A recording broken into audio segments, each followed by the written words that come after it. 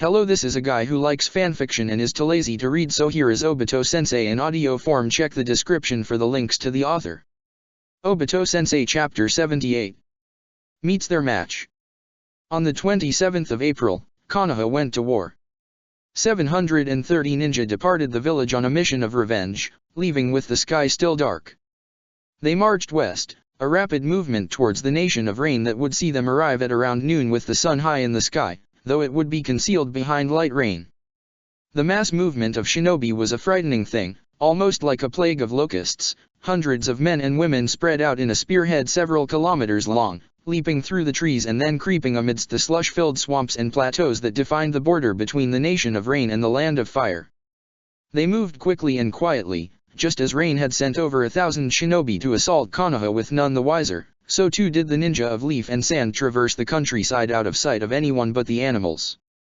This was the particularly deadly thing about shinobi wars. The speed and stealth of competent ninja made the mass movement of forces efficient, and in a case like this where the assault was meant to be undertaken with surgical precision and not devolve into a siege, supply lines were immaterial. Each ninja carried enough personal supplies for 2 days, and nothing more. However, being at full war footing, the borders of the nation of rain were lightly defended.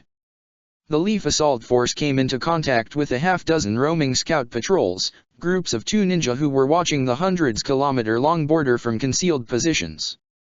2 of the scout patrols were destroyed without a chance of response, 1 was captured, but the other 3 managed to flee and spread word of the invasion.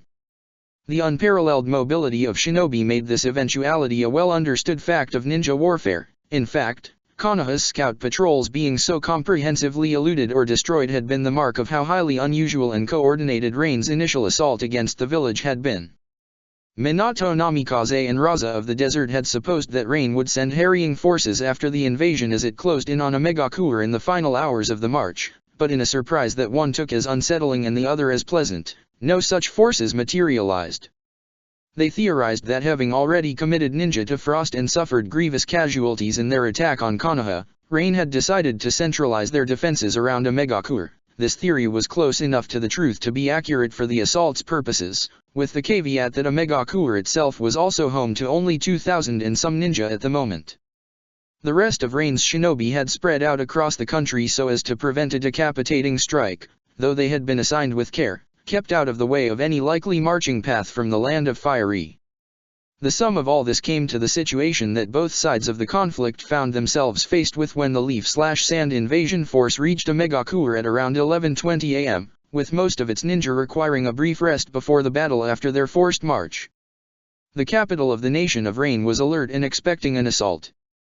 Its defenders did not have a severe numerical advantage as would be ideal, merely 3-1, but were confident in the quality of their ninja, and especially their amekage, to carry the day and rebuke Konoha.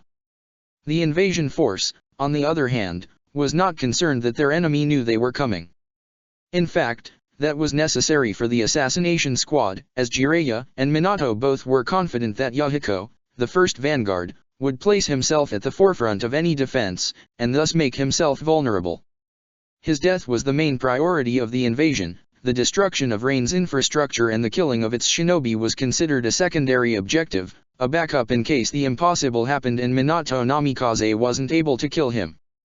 The Battle of a megacour began at 11:40, and as was usual for shinobi, everything was over quickly. By noon, the future course of the war was decided. Sasuke had never been a part of a mass assault before, and he found seeing how everyone else prepared themselves for it interesting. Some prayed, some spoke to one another like nothing was about to happen, and others went through katas and stretched, steadying their bodies. Rin was one of the second. As they lurked in the tree line beyond Keiko Lake, she leaned back against a tree and did her best to hold a conversation with him. "You're used to getting teleported, right?" she asked, and he nodded as he checked over his vest, his pouches, his knives, his shuriken, and circulated chakra throughout his system for the 5th time. Making sure that everything was ready, that he was ready. With Obito, that's no surprise. You should see how depressed he gets when he realizes he actually has to walk to the store. It's hilarious. He said he hasn't seen any of you much. We've been busy, Sasuke said, scanning the tree line. The first assault squads were about to be dispatched. He understood the principle of an attack against a larger fortified position like a Megakuer in practice, and Konoha's tactics were pragmatic above everything else. Squads of 3 to 6 ninja were spread at intervals of about 100 feet, far enough apart that a single jutsu wouldn't be able to wipe out 2 squads with a lucky hit. In addition, since the assault would be made across the lake, shrapnel and fragmentation was less of a concern, though obviously once they were in the city it would become more dangerous than ever. They would charge, intending to penetrate the city proper as quickly as possible, and engage the defenders in close combat, spreading chaos while the assassination squad went to work. If the Omekage had a bit of sense, the civilian population would have been evacuated to the bunkers that festooned the city, and the streets and buildings filled with traps, explosives, and ninja hiding in the dense urban jungle.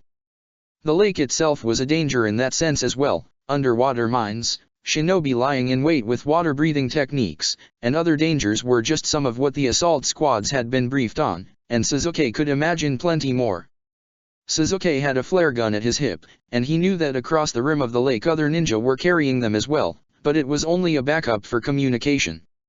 The signal that would kick everything off was more subtle. "All right everyone." A pleasant female voice echoed through Sasuke's head, the voice of Fukuro Yamanksa, the leading intelligence division ninja in the invasion. She was situated about a mile behind him, guarded by several of her clansmen wielding the Yondame's kunai and hooked up to a mysterious device the Yamanaka clan had dragged along on the march. Yamanaka techniques were none of Sasuke's business, and he barely knew more than he'd learned in a conversation with Ino long ago, but he knew enough to suppose the device made it possible for Fukuro and other ninja to connect to people telepathically across long distances, the same way Ino's father Inoichi had been capable of without apparent help. "Good luck. Begin the assault." Telepathic coordination was one of the secrets to Konoha's greater successes, and Sasuke could see the fruits of it almost immediately. Across the rim of the lake, ninja began moving. A Megakuer was suddenly at the confluence of several hundred shinobi rushing towards it from every direction. "Yeah, that guy doesn't know how to do anything but train," Rin said with a laugh, paying the battle little mind. "He feels left out with all you racing ahead, you know. You should make it up to him after this." She pushed herself off the tree and turned, raising her voice. "Sensei, you ready?" The other members of the assassination team were all there, including both the Hokage and Kazekage. So was Gaara of the desert, whom the Kazekage was quietly speaking with. Sasuke had heard that something had happened between Gaara and Sakura, but neither had been hurt, so he hadn't cared to find out more. What was more interesting to him was that right now Gaara had both arms, the missing one replaced by a construct of sand that his chakra had bound to the stump. Minato nodded at Rin with a thumbs up, and a second later Sasuke saw flashes of light and heat in his peripheral vision. He turned his head slightly and saw a Megakuer light up. Long-range jutsu were being flung from its spiraling rooftops, and parts of the lake began to boil and explode from unknown sources. He saw 2 ninja in the distance flung away from a sudden burst of steam, one moving, the other limp. "Go now," Raza said in the commanding tone of an owner talking to its disobedient pet, and Gaara took off in a flash, sand pouring out around him and carrying him forward in a wave of dust. He burst across the lake, blowing aside a wake of water before him, and reached a Megakuer in the blink of an eye. He was fast, even faster than he'd been in waves. If he survived this battle, Sasuke didn't know what he would do. "Jinchuriki is in. Heaviest resistance on southeast side of the city," Fukuro's voice echoed, slightly strained. "Hisashi," Minato said as the assassination squad drew closer to one another, gathering in the small clearing between the trees. "You've located him." "I have, Lord Hokage," Hineda's uncle said, his face screwed up in concentration. He had been scanning the city with his Byakugan all the while. Sasuke had learned from Hineda that while his range wasn't as impressive as her own, both Niji and his father Hisashi had an incredible skill for perceiving detail with their bloodline, which is probably why her uncle had been selected instead of another clan member, or her father. Or perhaps it was because he was a branch clan member. Because he was disposable. Hineda had said that, so quietly but so certainly, and remembering it now, Sasuke's hands curled into fists.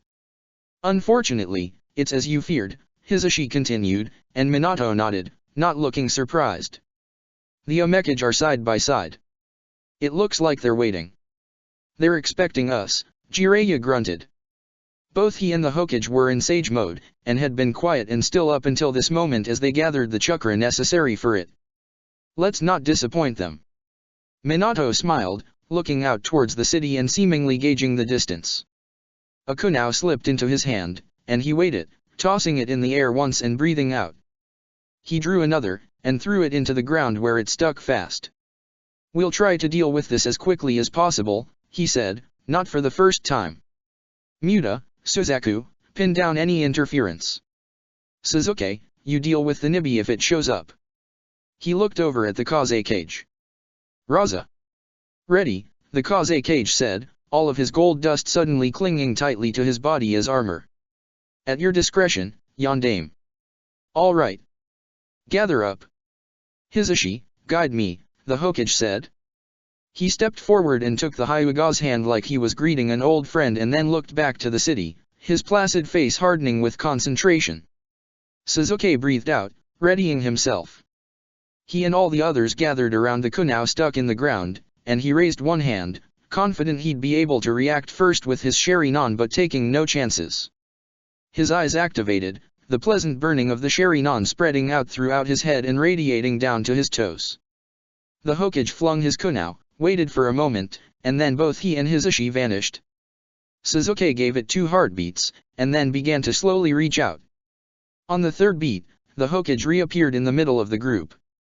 All of the ninja lashed out, taking hold of some part of the Hokage's body, grabbing his shoulders and arms or pressing their hands to his back. Then, there was a tear, the Hokage's chakra grabbed hold of theirs, and they were flung an infinite distance to a finite destination in an instant, emerging on the other side with so little transition that even Sasuke's Sharingan couldn't predict the movement. The Hokage had flung the same knife twice, once into the air, and then again deeply into the city at Hisashi's direction. The assassination squad appeared on a rooftop next to a huge air conditioning unit which filled the air with a loud buzz, the rain pattering down around them drowned out by it. Not next to, Sasuke realized. Behind. His every instinct was screaming at him that on the other side of the air conditioner, something terrible was waiting. Scatter. The Hokage didn't say it loudly, but the command was irresistible nonetheless. The shinobi all jumped in different directions. For all but one, they were fast enough. Sasuke watched as a distortion in space tore through the space he'd occupied just a moment before, a gravitational tear that his Sharingan could only see the outline of which pushed through the AC unit and crumpled it like paper. There was no moment of resistance, the metal just broke apart and was flung forward as an irresistible force rolled it over. The impossible gravity caught Suzaku Nara by the foot and carried her off, she had been just a heartbeat slower than everyone else. Suzaku broke the speed of sound instantly and crashed through a solid concrete wall a block away. Sasuke didn't see her again after that. He turned in midair back towards the source of the blast, and took in the situation in an instant. 8 shinobi, 4 wearing the garb of the Akatsuki, were spread across 3 nearby rooftops and already leaping into action. Sasuke's brain started analyzing, but it was an unconscious process that he contributed very little actual thought to. Both the Omekage were there, Yahiko and Nagato. Nagato was the one who had produced the gravitational blast, a lesser mirror of the technique he'd used to divert Cloud's tailed beast cannon. With one exception, Sasuke did not know the other ninja, but they had obviously been selected as the Omekage's bodyguards, which spoke to their strength. There was a mix of men and women, including a boy with a shock of spiky orange hair who was Sasuke's age. The ninja he did know was the most shocking. Orochimaru of the Sun leered at the assassination squad, his hands already going through the motions for a wind jutsu. That the Sunin was still in reign after Sasuke's warning was a surprise, that he was a part of the Omekage's defense team beggared belief. Had Yahiko seriously put a known traitor at his back? Or, "Welcome, Hokage," Yahiko called out. Orochimaru unleashed his wind jutsu, tearing the roof to pieces as the assassination squad scattered. Yahiko too was in sage mode, his face marked with its golden colors and his pupils distended. Sasuke narrowed his eyes, taking in the full odds arrayed against them. I hope dash. In the blink of an eye, Minato was at Yahiko's side. He'd thrown his kunao so fast that Sasuke hadn't been able to keep up with what his Sharingan had already seen. The Hokage spun, a blade in hand set to pierce the Omekage's eye. In the time it took Sasuke to land on a nearby wall and blink, Nagato had intercepted the attack, an iron arm shooting out of his shoulder and knocking the blade off mark. It scored across Yahiko's cheek, sparks flying as it chipped against the man's iron-hard skin, and the Omekige's expression shifted from spiteful to shocked in an instant. "Kill them all." Once again, Minato's voice carried across the battlefield with irresistible import, and Sasuke's body started moving before his mind did. He leapt at the nearest shinobi, a woman with short brown hair and a long scarf covered in jutsu formula. He could see the chakra imbued in it begin to respond to her command as she moved as well, about to throw up some kind of barrier jutsu that he would smash into. But the distance between them was too short. The other ninja must have thought 100 feet would be enough, but Sasuke covered it in slightly less than a tenth of a second, shattering the sound barrier and leading with a flaming fist. The woman had enough time to look surprised before he punched her in the chest, shattering her solar plexus and sending her catapulting backwards as blue fire raced across her body. She slammed into a wall and fell into one of the alleys below, and all around Sasuke the world exploded into pandemonium. Ninja fell on each other with abandon, trying to tear each other apart with jutsu and break their enemies' bodies with their own. The orange-haired boy slammed into Rin and carried her out of Sasuke's sight. Muta Abarame struck one of the Akatsuki members in the side and a huge beetle burst out of their throat a moment later. Hisashi was mobbed by two shinobi at once, brought one of them down with a strike to the throat, and was stabbed twice and struck with a lightning jutsu that burned a hole in his arm in return. The Kazekage sent a spear of gold chasing after Yahiko, who retaliated with a fire jutsu that bounced off Raza's golden armor as they both raced across the rooftops. One of the men in an Akatsuki cloak grappled with Jiraiya, using a jutsu that grew earthen spikes out of his body as the Toad Sage strangled him with his animated hair. The Hokage pursued Nagato, trying to keep the man off balance as he periodically hurled knives at Yahiko that resulted in 3 near-fatal attacks in just a couple of seconds. But among all those ninja, it was Orochimaru that charged directly at Sasuke, his pale face pulled back into a wide sneer. Sasuke didn't have time to dodge and braced instead, and the impact smashed them through the wall he'd landed on, leaving them in a small apartment hall lined with doors. He rolled and kicked the larger man off him, and Orochimaru coiled on the ceiling like the world's largest spider. That brief exchange told Sasuke 2 things as he rolled back to his feet and looked up, only a couple of feet between them. The first was that his foot hurt. The Sunin's body was diamond hard. Sage mode, body modifications, an unknown jutsu, the means didn't matter, only that he couldn't hurt Orochimaru with taijutsu alone. The second was that Orochimaru had a Sharingan. He was looking up into a pair of 3 Tomo eyes, red and black and swirling, and Sasuke felt his gut churn. "Sasuke Uchiha," the man said with a sick grin. "You may not know it, but we've met before," Sasuke said, and took advantage of the minuscule moment of surprise to analyze the chakra boiling off Orochimaru. Ridiculously thick and heavy, so much that he barely seemed human. It was just as he, his mother, the Hokage, and Obito had feared. With access to Madara's body and experiments, the Sunin had obviously modified his body using ancient secrets of both the Uchiha and Senju clans. Of anyone in the world, even more so than Nagato with his transplanted eyes, this man was the closest anyone had ever been to the Sage of the 6 Paths. A Senju body, so probably regeneration, at least according to what Naruto had told him. Uchiha eyes, and their acuity, but not, Sasuke noted, a Mangekyo Sharingan. That was his ace in the hole here, as much as he hated it. Sasuke had abilities that even Orochimaru hadn't managed to figure out yet. That, and the lightning rays Nan, were probably his only hope of victory.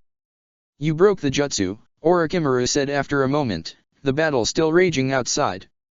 He stroked his chin, looking impressed.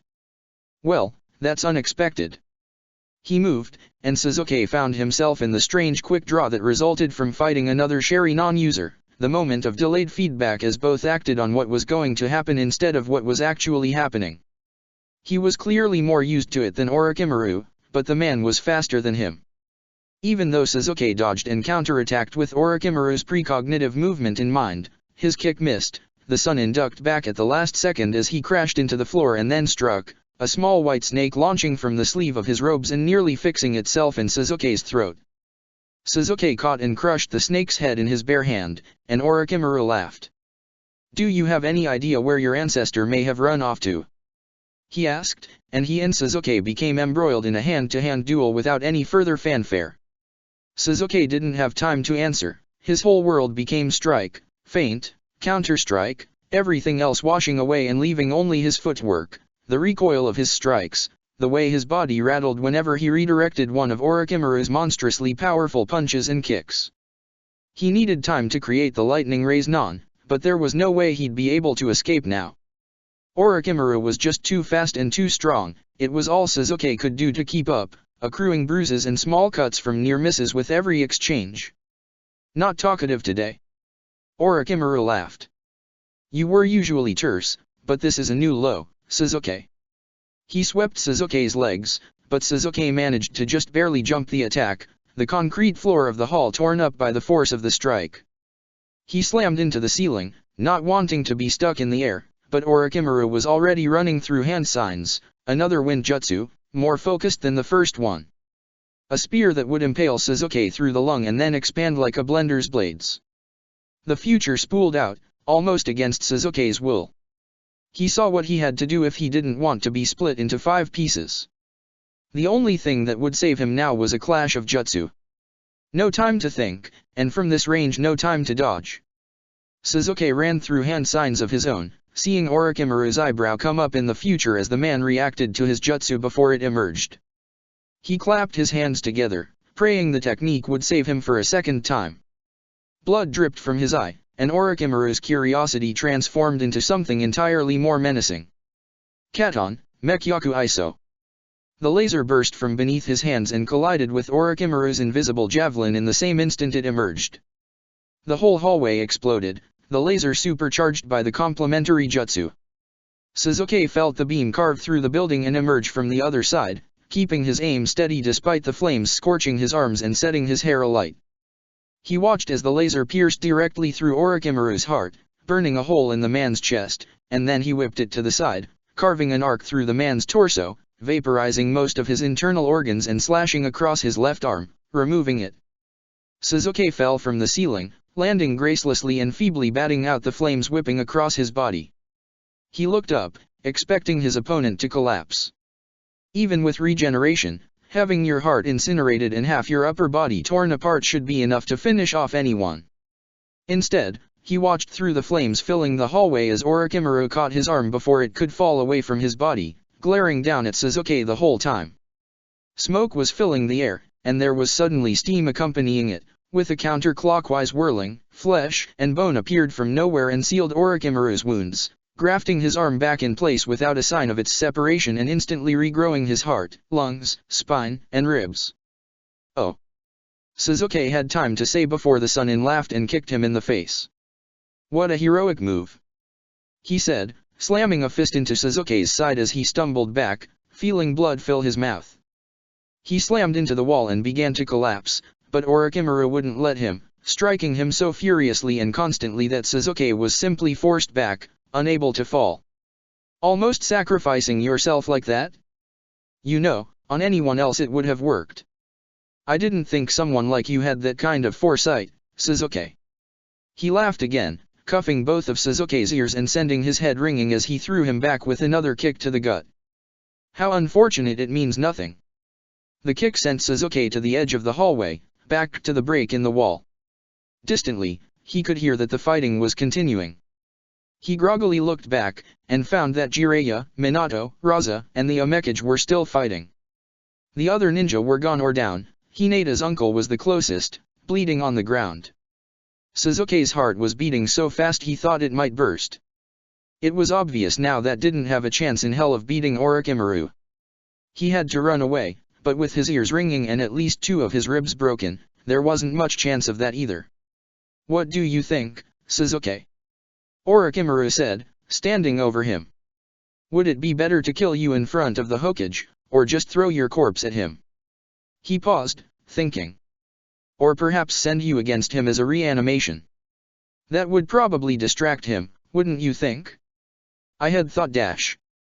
It was only thanks to his Sharingan that Sasuke saw the slight narrowing of Minato Namikaze's eyes as the man took a fraction of a second, in the midst of fighting 2 of the most dangerous ninja in the world, to glance in his direction.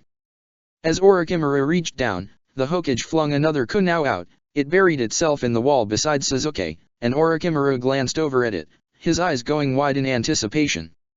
He twitched, anticipating Minato's teleportation, as Jiraiya leapt forward, taking on the burden of fighting both his students at once. For a moment, the Hokage vanished. Sasuke didn't see the moment of impact. One moment, Orochimaru was reaching out, the next, he had a knife through his head. He stopped, reached up, and carefully removed it as the Hokage knelt over Sasuke, the Hokage's hand pressed lightly against his chest. "Still so fast, Minato," Orochimaru said with a laugh.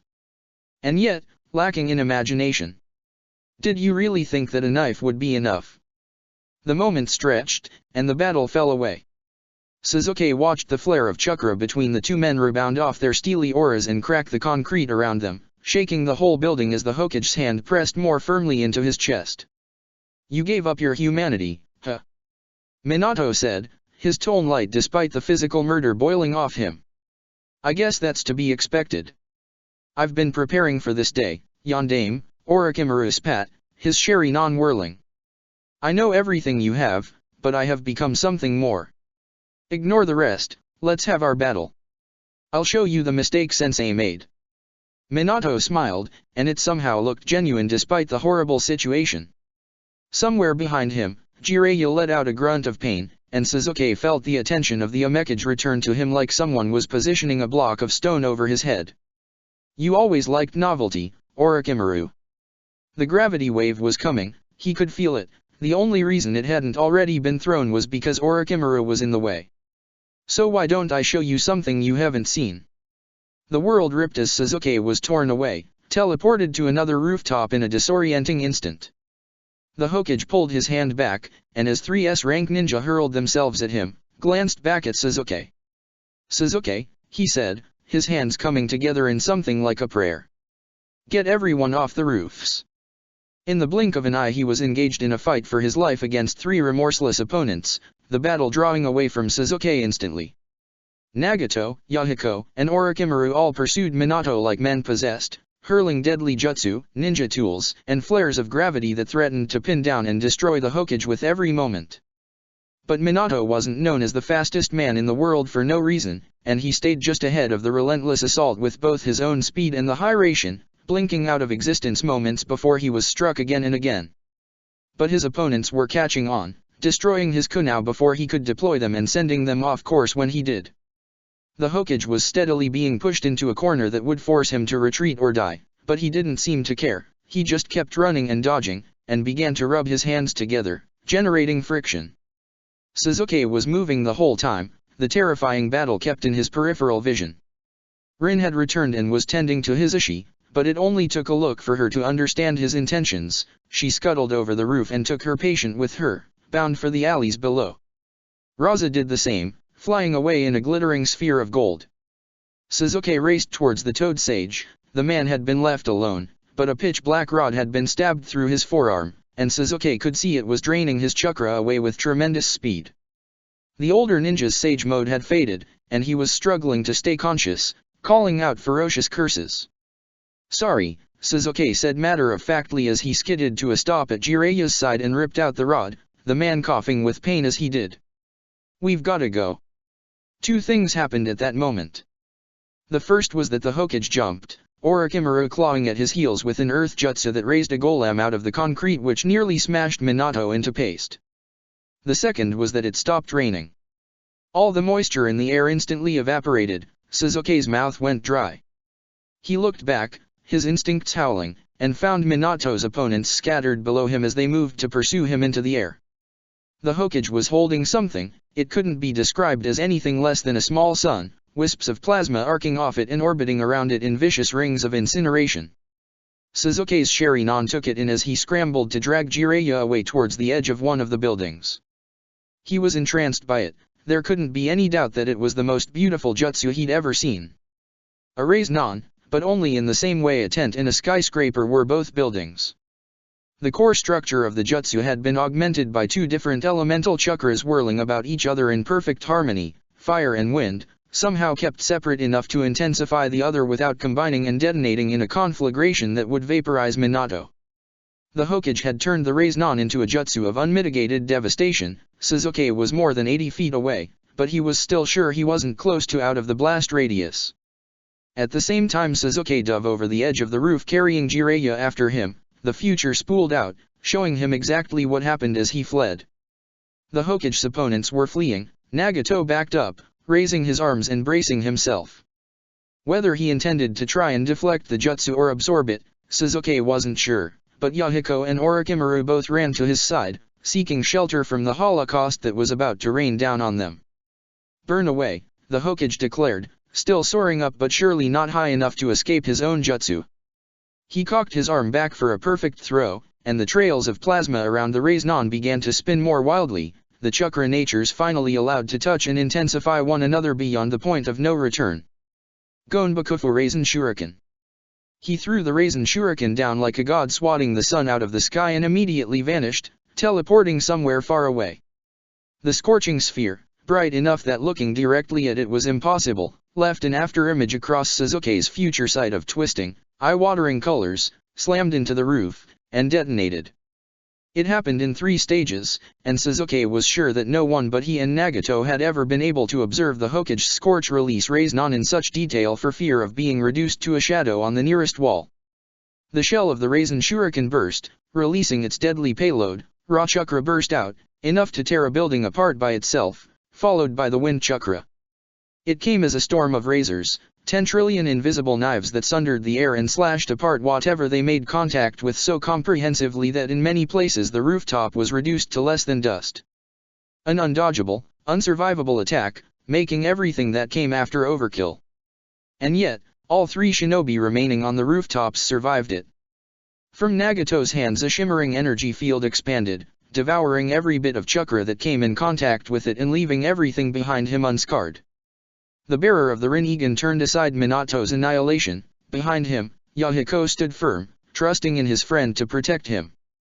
Orochimaru had been far from either of them, too consumed in his pursuit of the Hokage to possibly take shelter behind Nagato.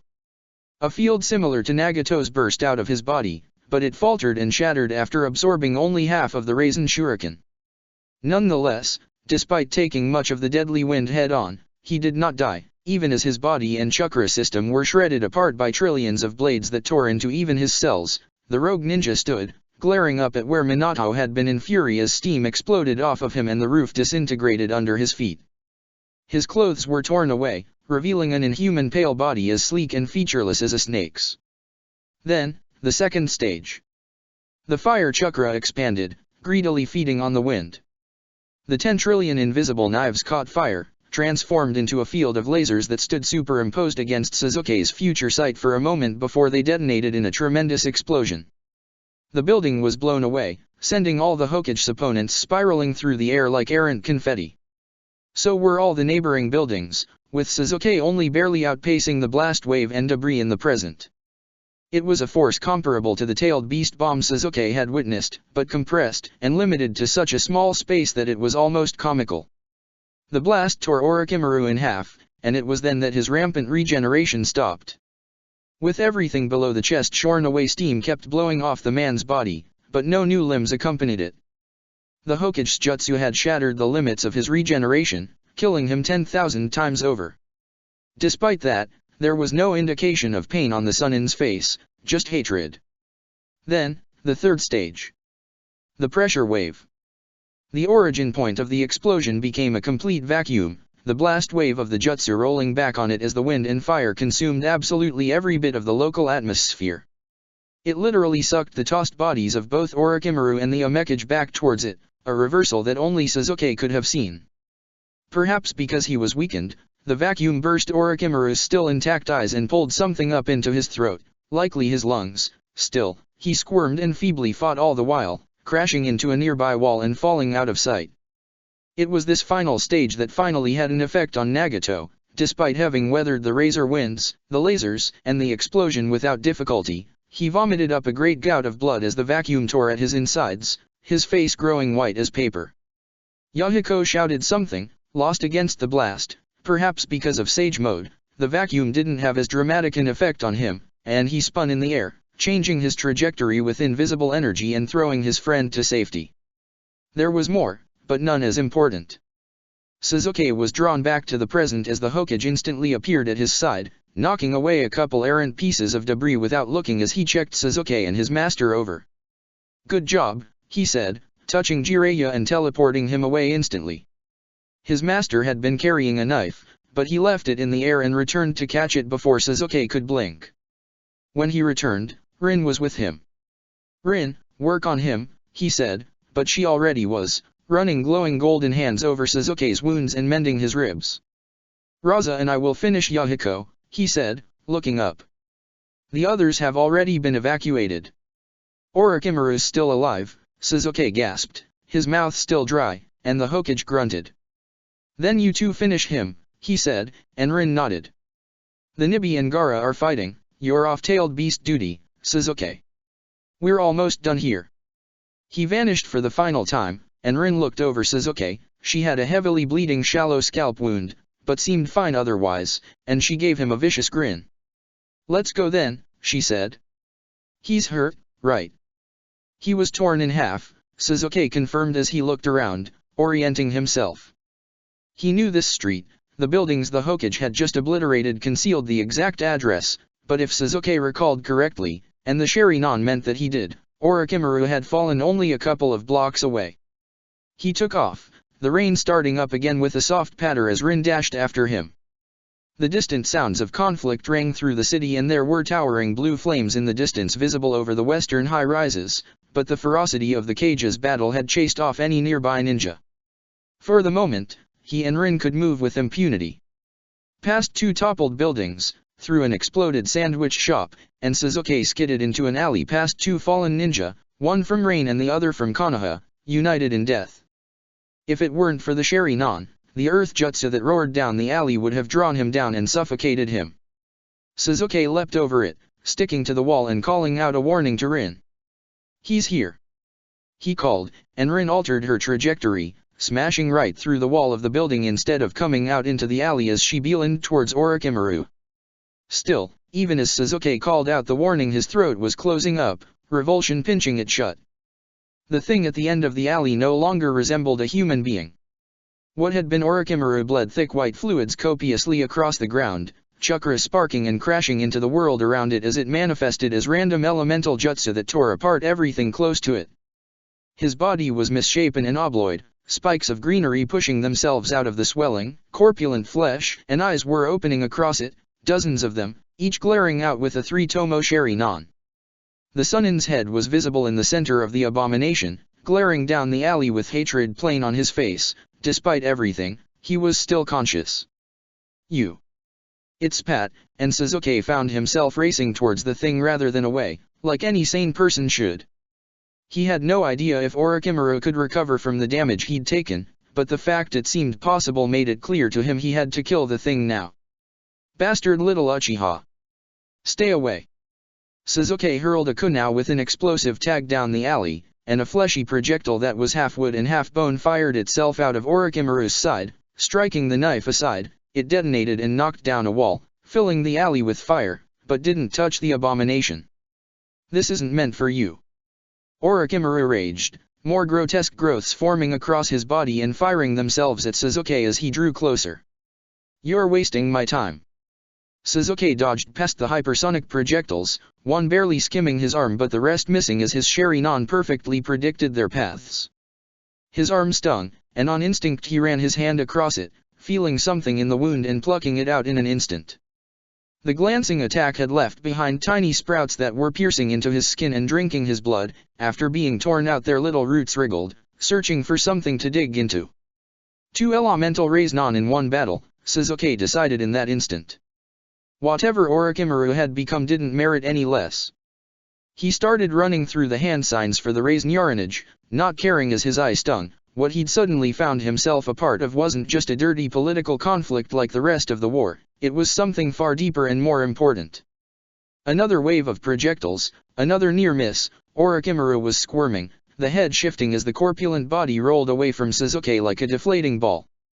"You don't understand." It laughed. "I know too much, I'm too important. Sasuke, if the Hokage learns what I know At that moment, Rin burst through the wall next to Orochimaru, leading with her fists.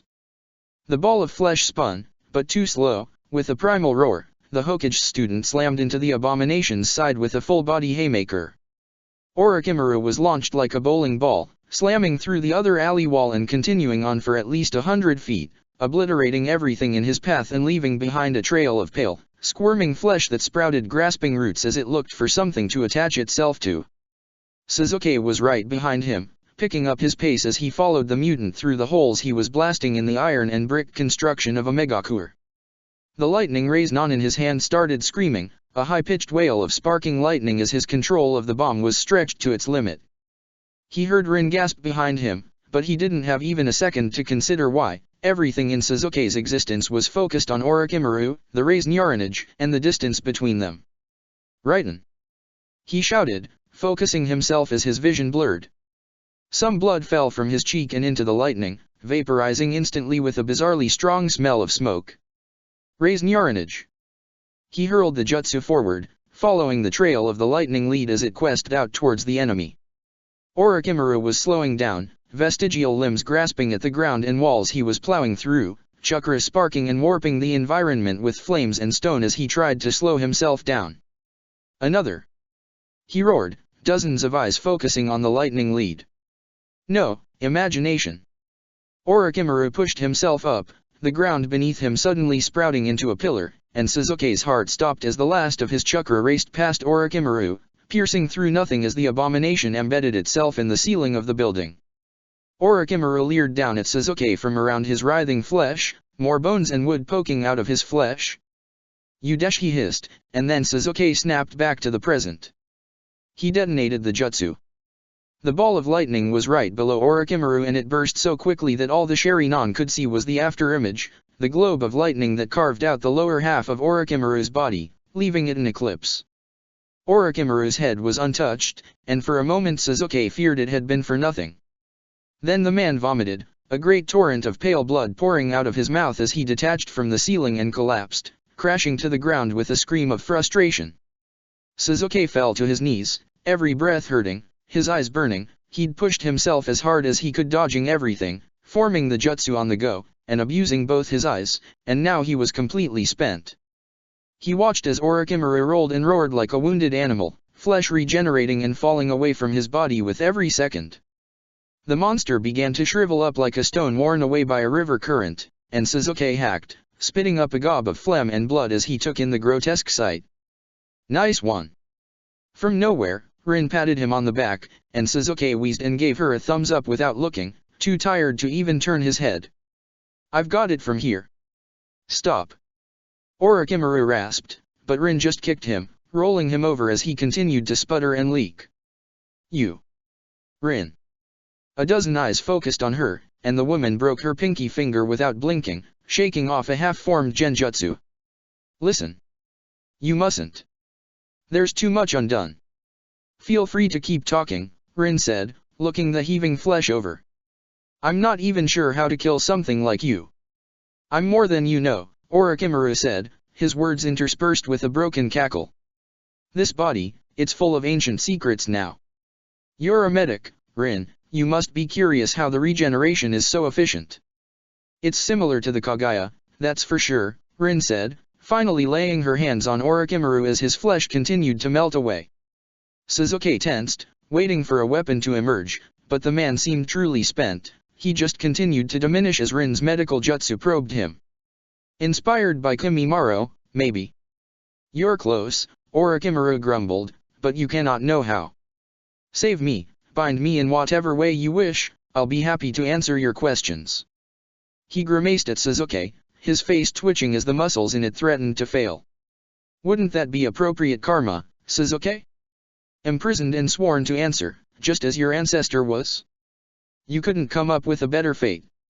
"Regeneration is neat," Rin said blandly, "but it's not worth becoming a monster like you." Her hands pressed into the flesh, piercing Orochimaru's body. "If it's like the Kaguyas, it can be driven out of control like theirs, right?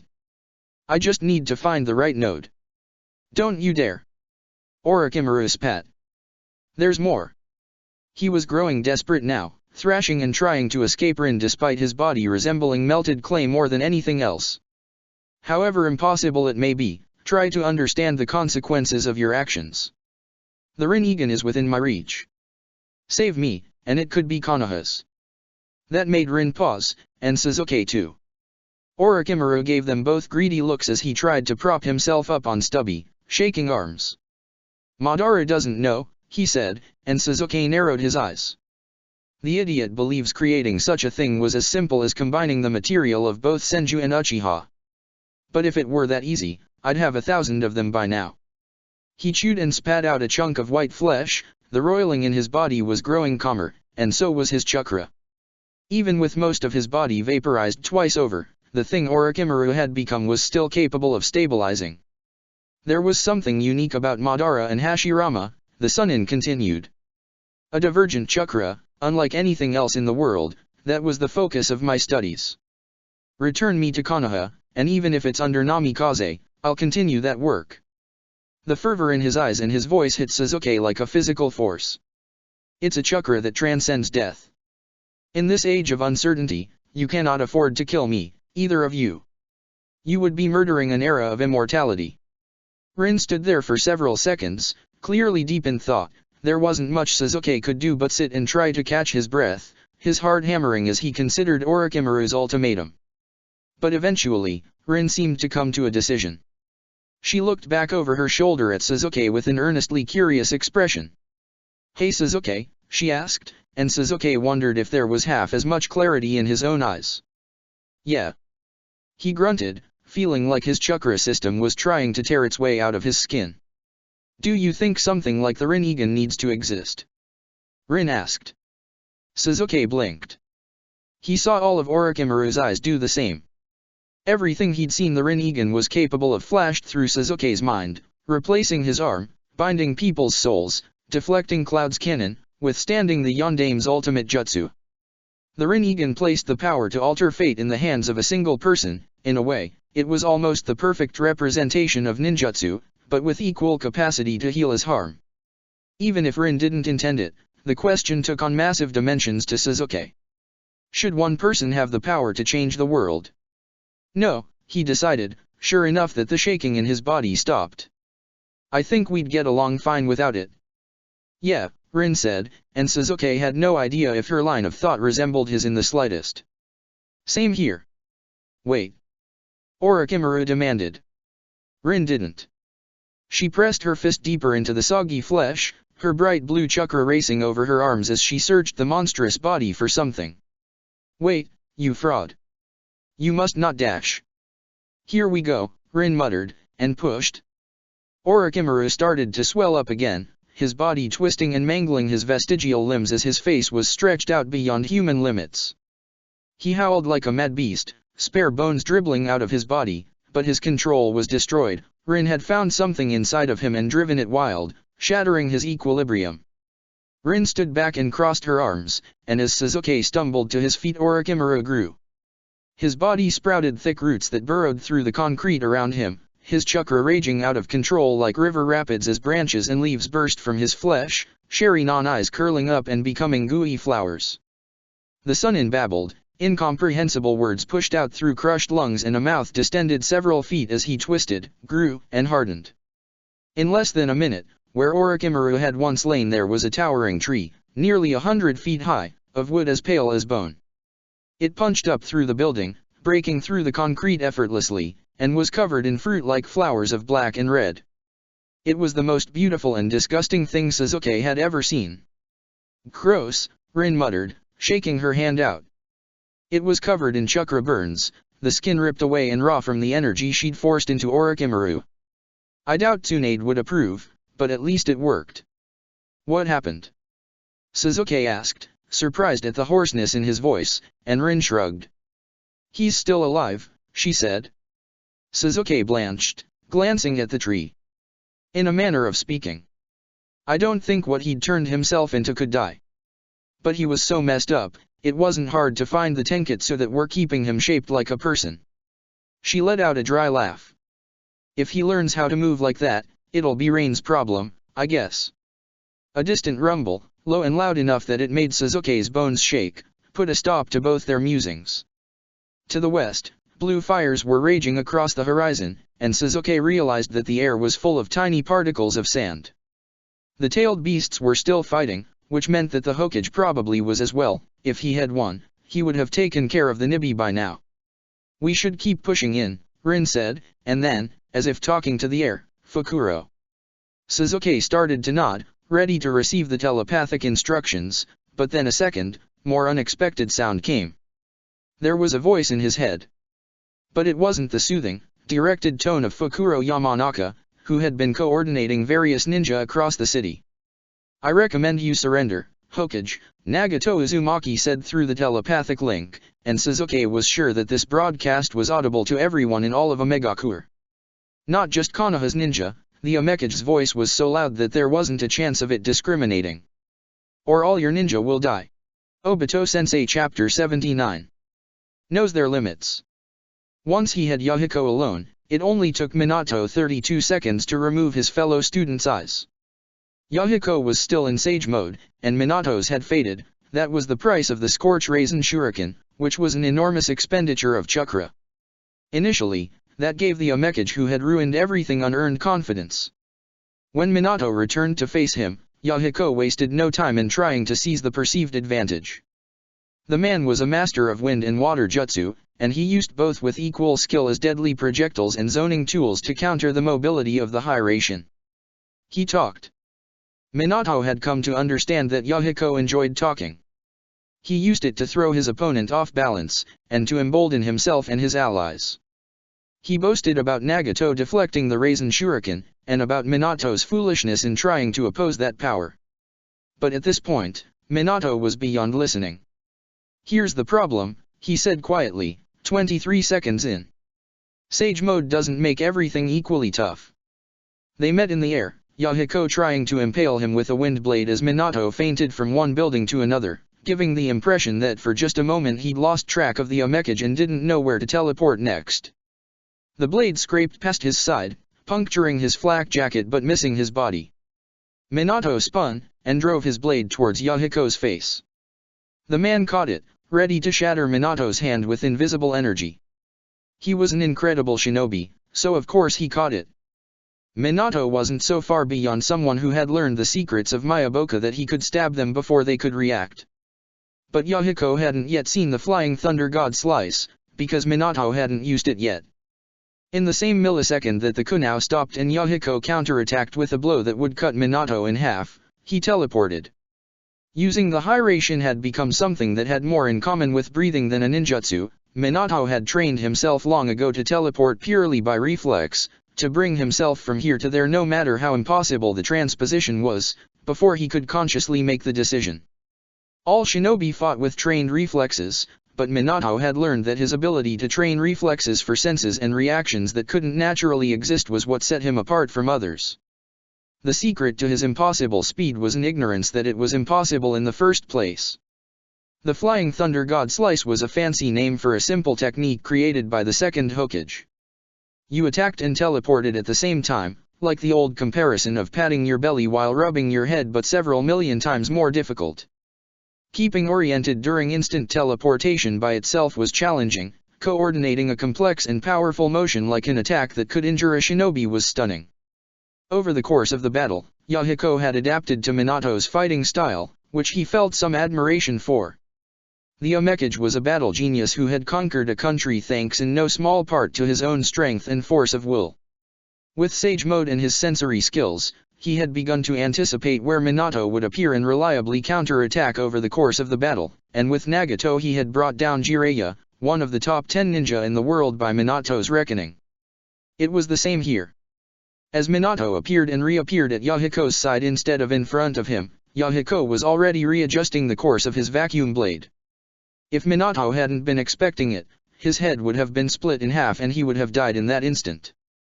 But he was expecting it. Hiraishin, Yutadon. Returning Thunder Step was a simple technique, though no one but Minato had ever called it that. It was essentially a dimensional ricochet between two anchors, executed with such speed that even Minato couldn't perceive the transposition. All it did was remove him from his current position by sending him to another high-ration marker and bounce him back an instant later in the exact same placement. Its one and only use could be dodging attacks too fast for Minato himself to block or redirect without making him vulnerable to the same danger of counter-attack upon his return.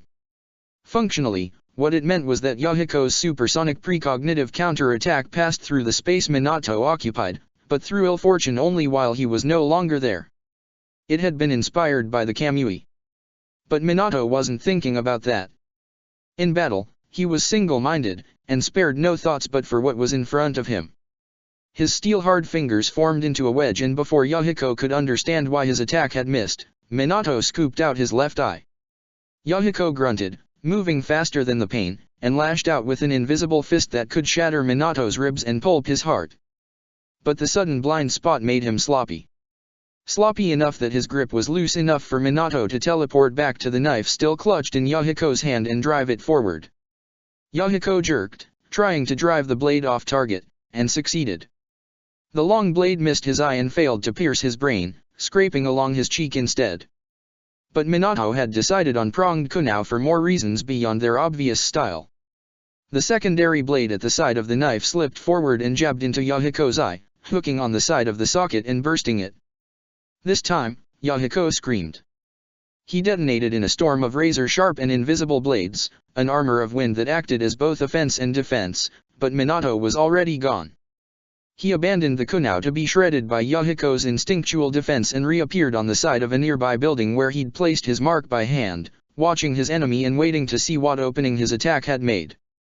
Yahiko wasn't blind, he could see with Sage Mode's extrasensory perception, so long as he maintained it. Minato didn't know what the time limit on that might be. Between Yahiko's ability to instantly activate it at Miyaboku and his ridiculous stamina in this battle, Minato had a theory that the Omekage must be storing pre-prepared Sage Chakra somewhere and accessing it mid-battle. Perhaps with shadow clones, which was a brilliant concept that Minato likely never would have considered. But with blood dribbling from his sockets and pain clouding his reason, the man who had betrayed Jiraiya's dream was vulnerable. Hokage. Raza's voice didn't distract Minato, but he and Yahiko both stopped to consider the arrival of the Kazekage. The man was observing the battle from above on a cloud of gold dust, arms crossed and eyes disdainful. "You have this in hand." Minato looked to the west, where the blue flames of the Nibi were only growing fiercer. He was rather sure that Raza only cared for his son as a military asset, not as a child, but there was a kind of concern there nonetheless. Ujito Nii was like Gaara, a host that had mastered their beast, but older and more experienced for it. The battle could be turning against him. Yahiko snarled, preparing to attack again, but Minato wasn't concerned. He'd felt the anticipation of defeating a strong opponent enough before that he was 100% sure of his victory. He started to say, and then Nagato returned. The Uzumaki had been flung away by Yahiko, Minato had gathered upon his return. At a guess, the vacuum effect of the great flame exploding wind's spiral shuriken had damaged him internally, an effect that Yahiko's Sage Mode had prevented. Minato had been sure that Nagato and the Rinnegan would have been taken out of the fight for at least a couple minutes by consequence. No matter how superhuman shinobi were, internal damage couldn't just be toughed out. But maybe Nagato was more than superhuman, simply not human. Because despite blood dribbling from his mouth and eyes, he re-entered the battlefield as a storm of chakra, a cannon bursting from his shoulder and firing a coherent purple laser up at both Minato and Raza as he rushed to Yahiko's side. Minato dodged, Raza blocked. The Kazekage swirled overhead like a beautiful but deadly storm and Minato gained more distance, trying to ascertain the new situation. 2-on-2 was still to their advantage with the Omekage's injuries, but it wasn't ideal. The rest of the assassination squad was still occupied, injured, or dead. Orochimaru was a lingering threat. He had promised Jiraiya he wouldn't kill Nagato unless he had no other choice. Minato wondered if that point of no return was approaching, and if his sensei would forgive him. "Yahiko," Nagato rasped, standing between his friend and the men who were trying to kill him. "Your eyes dash." "It's fine." Yahiko snapped. "I can still see just fine." He laid a hand on Nagato's shoulder. "Your dash." "Fine," Nagato said, obviously lying as Minato watched with interest. Raza's gold dust was beginning to coalesce into a storm of needles, but he must have known that such techniques were useless against Nagato. The golden rain of blades was a means to occupy the Rinnegan with defense instead of attack, and a way to open the way for Minato. He understood what he had to do immediately. "We have to kill them now," Yahiko said, and Minato felt a grin tug at the corner of his lips for just a second. "While the rest are gone." "Unlikely," Raza declared, and glittering blades began to rain down. While Nagato was here, focusing on Yahiko was too dangerous, he had to be removed from the field first. Minato leapt off the building, ripping the brick he'd marked with the Hiraishin away with his foot as he did and hefting it in his hand. The man was pale, shaking. He raised one hand and a gleaming sphere absorbed most of Raza's attack, draining away the Kazekige's chakra and leaving his gold dust inert. Some color returned to Nagato's cheeks, and in the back of his mind Minato was fascinated by the implications that the Rinnegan's technique didn't just nullify jutsu, it transformed the chakra into more of Nagato's and reinvigorated him. He flipped head over heels and hurled the brick, breaking the sound barrier. Yahiko was watching him, his bloody face twisted in a snarl as his wind blade grew longer and he lashed out, probably both to strike the brick out of the air and to break the Hiraishin marker. Minato wasn't deterred. He flashed to the ad hoc projectile's side with a Raiznan already in hand and redirected the invisible blade with his own screaming chakra. At the same time, Raza launched another wave of golden attacks, confident that none of them would hit his ally.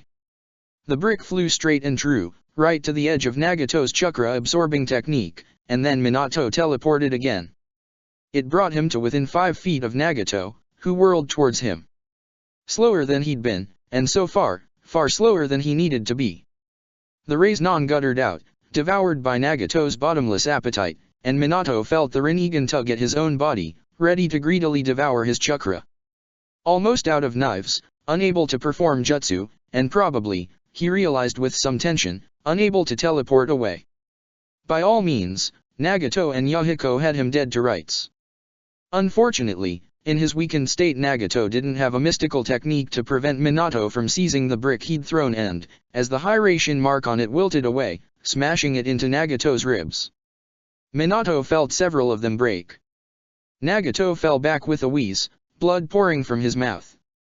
The chakra-absorbing field vanished, and golden blades began to rain down once more, digging into Nagato and Yahiko from every angle. "Good," Minato grunted, not bothering to teleport away this time. He hurled himself at Yahiko with another Raiznan already forming, dancing through the blades as the Omekage spun towards the new threat. The blade flung out in a horizontal bisecting slice but Minato slipped past it, not bothering to teleport again. Yahiko, like Nagato, was slowing down. He slammed into his fellow student and buried the Raiznan in his chest. Even with Sage Mode, a direct hit would tear Yahiko's insides apart and doom him, but Yahiko was still just quick enough to turn with the blow. The Raiznan ground away at his side but didn't make solid contact, only blowing a hole in his cloak and scouring the skin his abdomen. But he was there, and Yahiko was off balance. Minato finally took the moment he'd needed from the start, and gently placed his hand fully against Yahiko's side. The Hiraishin burned its way in, becoming a permanent tattoo, and then Minato was gone before Yahiko could counter-attack. He paused again, calling out to Raza. "Go," he said. "I'll handle the rest." The Kazekage didn't wait to confirm, he flew across the sky like a golden cloud towards the rampaging blue flames in the distance, and Minato refocused on his opponents. He'd expected Yahiko to either charge or wait, and his opponent was waiting. He understood that if he made the wrong move, Minato would pierce his brain. He also understood that his only hope was for Nagato to remove the seal, as he had done for Sakura. But Nagato wasn't moving either. He was frozen, eyes wide and full of terror, blood dribbling from his mouth. He knew the moment he moved, Yahiko would die. "Minato," he said. "This isn't necessary." Minato frowned. "You know it is," he said, and Nagato closed his eyes, stricken by grief. "Anyway, you're not in a position to negotiate. The best thing you can do now is nothing." "Hit us both, Nagato," Yahiko said. Minato cocked an eyebrow. "When he attacks, throw everything you've got." "I can take it." It wasn't a terrible idea, but it wouldn't work. The Omekage were running on fumes, but Minato estimated he'd only burned through 53% of his chakra, give or take 5%. His reflexes were still sufficient to dodge Nagato's ninjutsu. Even now, Yahiko, Nagato said, not opening his eyes. Even now, like this, you're still doing this. There's no choice, Yahiko said with bared teeth. I knew this could be the cost dash. Minato chose that moment to attack. He appeared at Yahiko's side, Raizan in hand, and slammed it into the man's spine as he started to turn. It made solid contact, and he felt one of Yahiko's vertebrae crack even through the protection of Sage Mode. But hesitant or not, Nagato counterattacked, following Yahiko's wish. It wasn't the gravity wave that Minato had expected, rather, it was an attractive force that ripped Nagato and Minato off their feet and sent them hurtling directly into Nagato. He teleported out with the Rinnegan's hungry chakra nipping at his heels, but realized Nagato's intent in the same moment. So Minato returned, lashing out with the same Raizan and trying to crush Yahiko's skull. The jutsu didn't make contact, devoured by Nagato's jutsu, but Minato was still able to dodge Yahiko's counterattack and slam his palm into the man's jaw, nearly dislocating it. His Sage Mode was finally fading, but Nagato had reached out and yanked the Hiraishin marker off his fellow Kage's side, like a man ripping off an inky band-aid. With his mind working at several hundred thoughts per minute, Minato saw Nagato make an irrational decision. Instead of the ink whipping away in Nagato's hands, the Omekage stared down at it, melding it into his own chakra system. Minato didn't hesitate. Nagato, he thought. You must have known that if you tried that, I'd have to kill you. He had one marked knife left, an emergency backup, but there were plenty of completely ordinary kunao in the various pouches across his vest and pants, and it was one of those he pulled. Minato dashed in and drove it up with enough strength to pierce the heavens.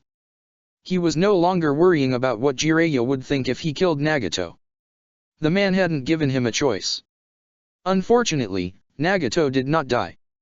His opponent moved so fast that Minato almost laughed. A jet of flame burst from Nagato's hand and jerked it into a collision course with Minato's attack, and he didn't have time to alter its trajectory. The knife pierced straight through Nagato's palm and jabbed a half-inch into the Omekage's throat before Nagato's fingers closed around it. There was an infinitely long moment where they stood there making eye contact as Minato tried to push the blade in far enough to finish the job, knowing both that having Nagato's hands on him could mean death and also that he couldn't afford to retreat an inch in this moment.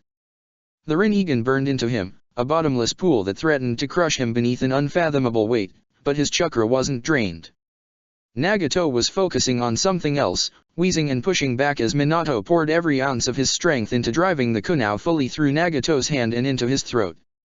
Minato saw a spark of desperation and brilliance in Nagato's eyes, and realized he'd made a mistake. Putting the man a half-inch from death, maybe for the first time in his life, had given him the push he'd needed. Nagato's other hand came up, shakily running through 4 hand signs. Then, he disappeared. Minato spun, acting entirely on instinct as Yahiko charged in. The man was now truly blind, and it was child's play to sweep his legs from under him and lash out with the now blood-stained knife to try and catch him in the skull on the way down. But Nagato's hand caught Minato's before he could make contact, and for the first time in the fight, the Hokage cursed. Nagato! Yahiko coughed out as he hit the ground and bounced, leaving a bloody mark. Kill him. No, Nagato said, his grip iron around Minato's wrist. What? Yahiko snarled, trying to pull himself back to his feet.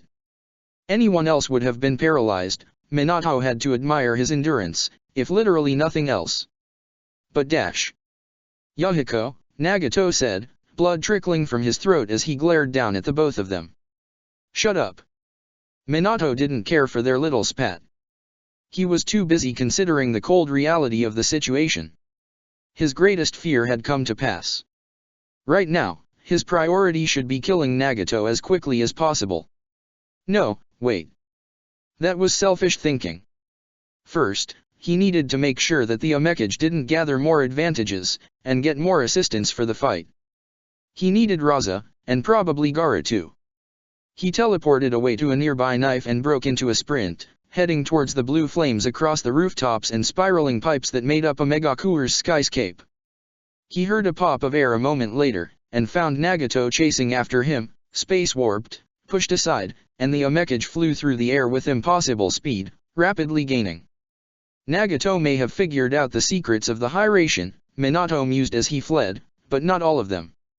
He still required hand signs to execute the jutsu, and his teleportation wasn't instant. Obviously, he wasn't present in the border space from his perspective for more than the blink of an eye, but there was a delay in his arrival of about a second, a potentially fatal amount of time in battle between shinobi. Still, that didn't change the nature of the catastrophe. The Flying Thunder God was one of the core pillars of Konoha's strength, and through Minato's own sloppiness and Nagato's genius an enemy had taken it. Nagato clearly wanted to negotiate, he wasn't attacking. Right now, Minato couldn't tell if opening those talks or killing the man would be the right move. He'd have to take things moment by moment for the time. The farther west he went, the hotter the air got. It was full of particulate, melted steel and shards of glass, and Minato held his breath and channeled chakra to his lungs to clear any debris that had snuck by before he'd noticed. Normal humans couldn't survive this sort of environment, but it wasn't quite severe enough for shinobi to require equipment. Not yet, anyway. Blue flames raged all around now, buildings slagged and buried in sand, and the roaring of great beasts echoed through the streets. Minato slung himself past a sagging skyscraper, catching himself and looking down one of the wide artery-like streets that ran the length of the city. Despite being prepared for the sight, his heart still caught in his throat. Creatures as large as tailed beasts weren't really meant to wrestle, but that was definitely what was happening. The Nibi, a cat made of incandescent blue flames, and the Ichibai, a tanuki of sand, clashed against each other again and again, crushing buildings beneath their bulk. There was a constant, deafening crackling of sand fusing into glass, but more and more pushed out and replaced it, Gaara launching attacks from somewhere within the tailed beast that hissed like fire of their own as the Nibi was pummeled with massive melting limbs. Gaara was winning, Minato noted. Even though Yujito Nii had mastered her tailed beast, Gaara was winning. Did that mean he had made even more progress than her despite his young age, or was she impaired in some way? He had no way to know, and at the moment it was immaterial. The Kaze cage was here as well, ensuring his son's victory. Golden loops restrained the Nibi, keeping it vulnerable as Gaara's Baijuya form pounded it with ever more vicious attacks, but thankfully Raza stayed at a safe distance high above all the while. Nagato was only a second behind him, but a second could be all he needed. The Nibi was in a position for a knockout blow, a large enough Raiznan could get the job done. Minato steadied himself, channeling chakra and preparing to leap. But in that moment, Minato saw something that made his heart stop. He was a rational man, a quick thinker who could adapt to almost any situation, but having two impossibilities stacked on top of one another proved too much for him. Because when golden chains burst out of a building behind Gaara and wrapped around him, dragging the tanuki to the ground and stilling its sand, Minato blinked, and froze. He saw the flash of red through a window, a pale, terrified face lit by blue fire and golden light. Kushina. It wasn't Kushina. He knew that, of course. It had to be Karen Uzumaki, one of the many of Kushina's clan who'd been scattered across the world in their exodus from Uzushiagakur. Team 7's report had mentioned her, but there had been nothing about her awakening the clan's adamantine chains. That had to be a recent development. It was easy for Minato to analyze the situation, but impossible for him to act on it.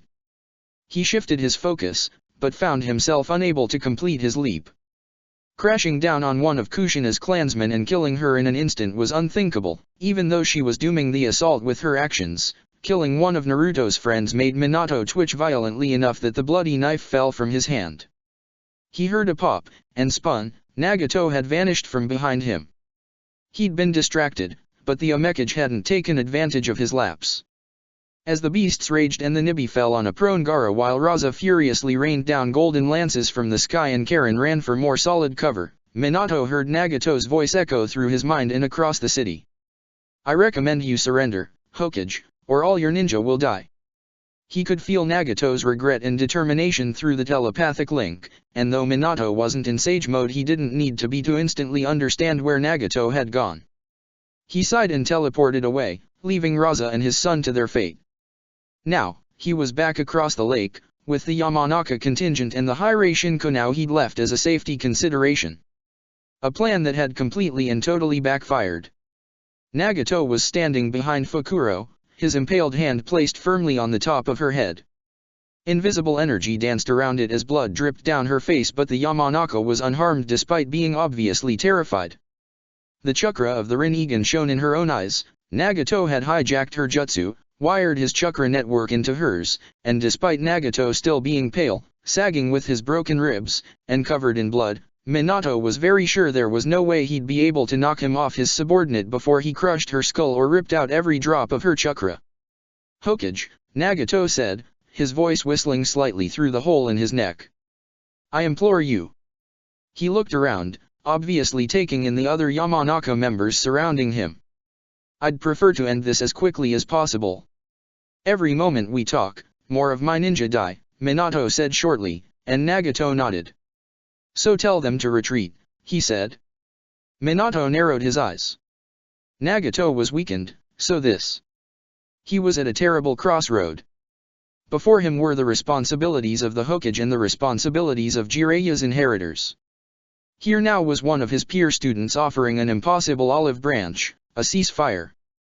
But the Hokage couldn't afford to take that peace offering, not when he could push the advantage and decapitate the hidden reign that had so grievously betrayed him and Konoha. From a military perspective, Nagato could not be allowed to live. But the man hadn't been speaking lightly. If Minato didn't surrender, the cost would be grotesque. Most likely, the entire assault force would die or be captured thanks to Nagato's newfound mobility. Minato was not so arrogant to believe he could kill the man without a fight, even in his weakened state. His mind was unfocused, his heart was at war. There was no correct solution to this dreadful problem. Today, Minato thought, I'll save lives. Tomorrow, I'll face the consequences. He slowly moved forward, one step at a time as the other ninja watched in disbelief. To them, seeing the yellow flash give up had to be an experience of transcendent terror. The flame of Nagato's legend would rage out of control after this, but Minato's prestige did not matter nearly as much as the lives of Konoha's ninja. He pressed his hand to Fukuro's forehead and found it slick with sweat. She made eye contact with him, and he gave a single firm nod. Nagato's burning chakra bound them all together, and Minato sent out a short command with all the intensity he could manage, hoping to sear it into the minds of every ninja within 100 miles. Shinobi of Konoha and Suna, retreat. Kill any that pursue you. He let his hand drop, and refused to let an interminable silence prosper. Now what? Nagato sighed, refusing to drop his guard but obviously relieved. Thank you, he said, gingerly releasing Fukuro's head. She stayed still, like a rabbit playing dead in the den of a wolf. I'm not sure, he said. You're not sure? Minato said, quiet and calm. He was running through every possibility he could think of, and Nagato voiced one of them.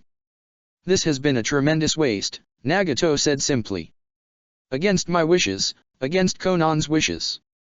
You were justified in this assault, Hokage. What my village did to yours can't be forgiven. He paused with a wheeze, and carefully wiped some blood from his lips. It was a sign of weakness, but not enough. Minato had no illusions that for now, the détente had to hold. But there's no reason for it to continue. Give me Yahiko, Minato said. And I'll consider that close to true. Nagato hesitated. You won't, Minato confirmed. I won't, Nagato said. The Yamanaka were spreading out, anticipating an attack, but Minato held up a hand to stop them as Nagato continued speaking. He didn't want them to die. Despite what he's done. Yahiko's important to me. I couldn't turn him over to be executed. He gave Minato a sad smile. You've blinded him. His hatred literally blinded him. Can that be enough for now? No. Minato shook his head. Jiraiya told me that Yahiko launched the attack by himself. That's true.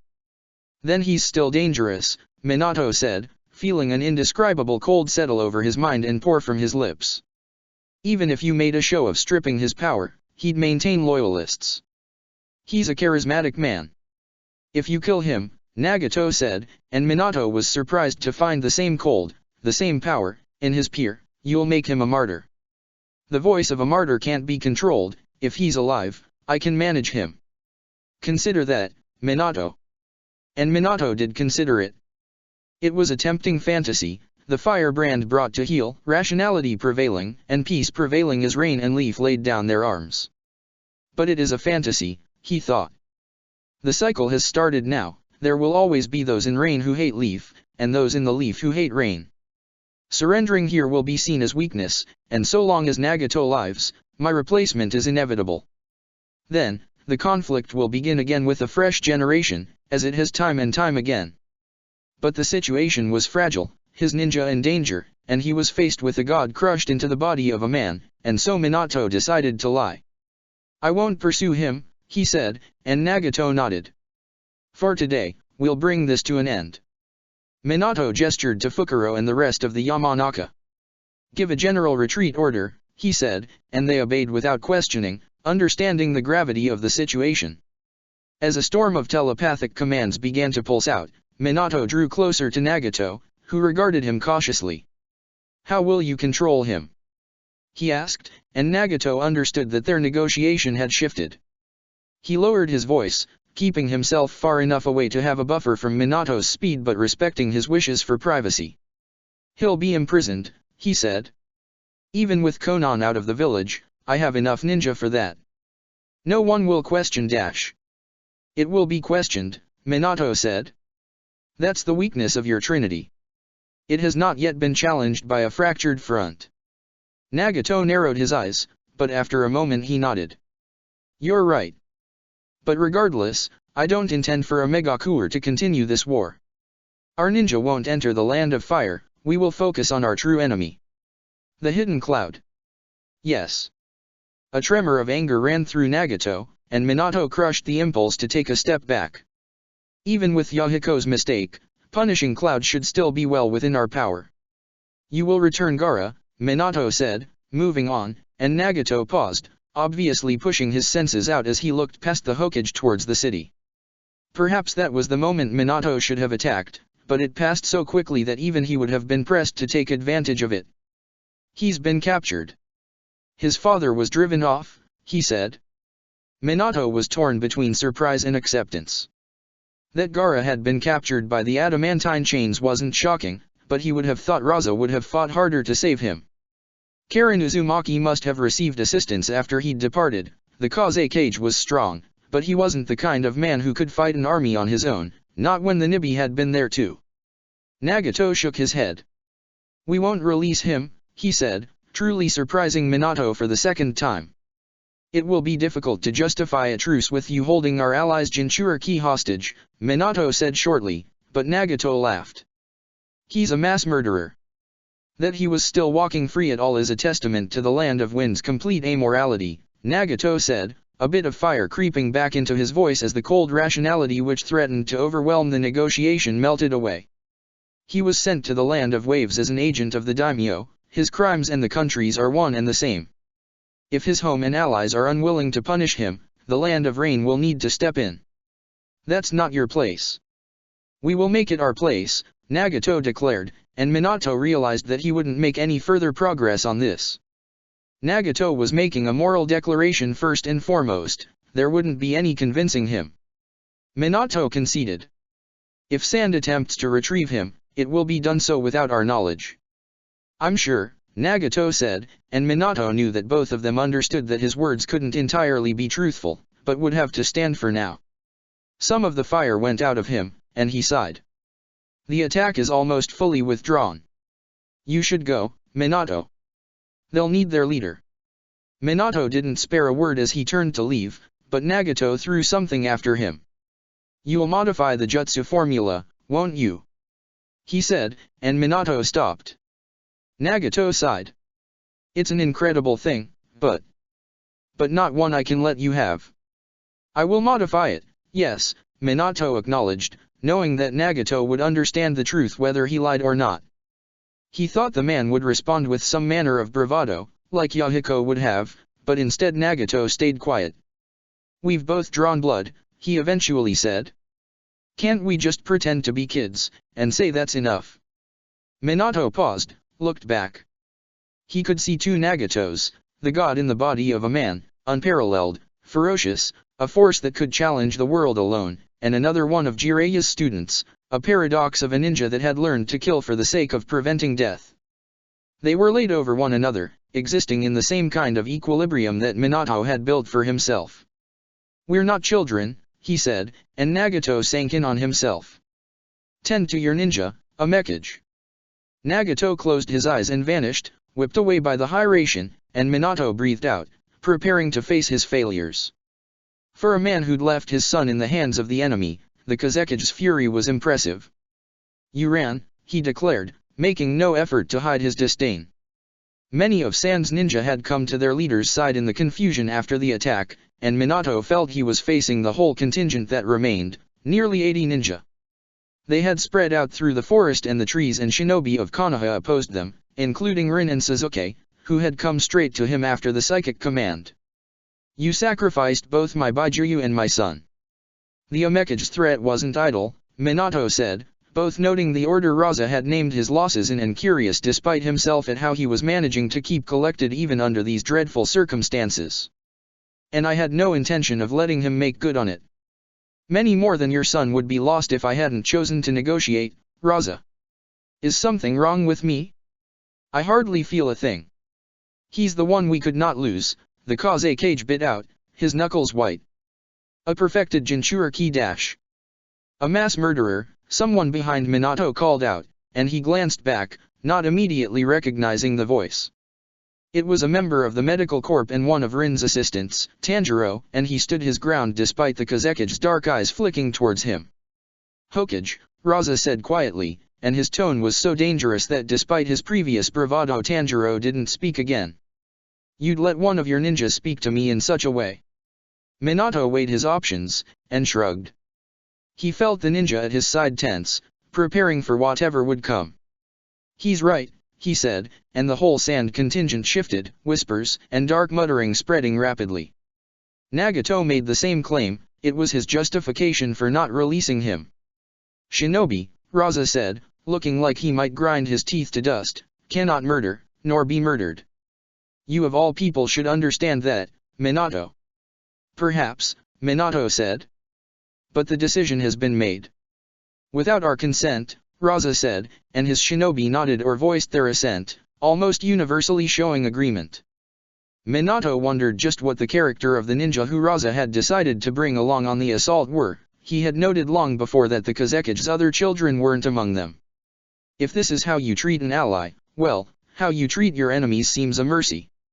He looked around, catching the eye of several of his jonin, and the nearest ones nodded. "We're leaving," the Kazekage bit out. "Consider this the end of our alliance. Perhaps we will forgive you if you come to us on your knees, begging and scraping, and with an additional Baijiryu to replace the one you've lost." The Kazekage sneered. "I'm sure the whole world will be fascinated to know the coward you've become, Minato." Minato didn't spare a word. He just nodded, and Raza's expression grew even more foul. Without another insult, he and his contingent turned and began to rush south to the Land of Wind. Minato waited until they were gone to consider giving any new orders. "If you have any Hiraishin now, drop them," he eventually said, the order and the confusion that accompanied it quickly spreading. "We're heading home." "Minato," Rin said from his side, and he breathed in, turning towards her as the march began. "Casualties?" he asked, and she shrugged. "Not too bad. Only about 100, and 36 of them dead," she said, rattling off the numbers with the efficiency only the head medical ninja could possess. The retreat pulled together in good order. Sasuke was there, Minato saw, watching everything quietly with blood-stained eyes. He'd been forced to burn more of his vision, probably fighting. "Orochimaru?" he asked the both of them. Sasuke shook his head, while Rin frowned.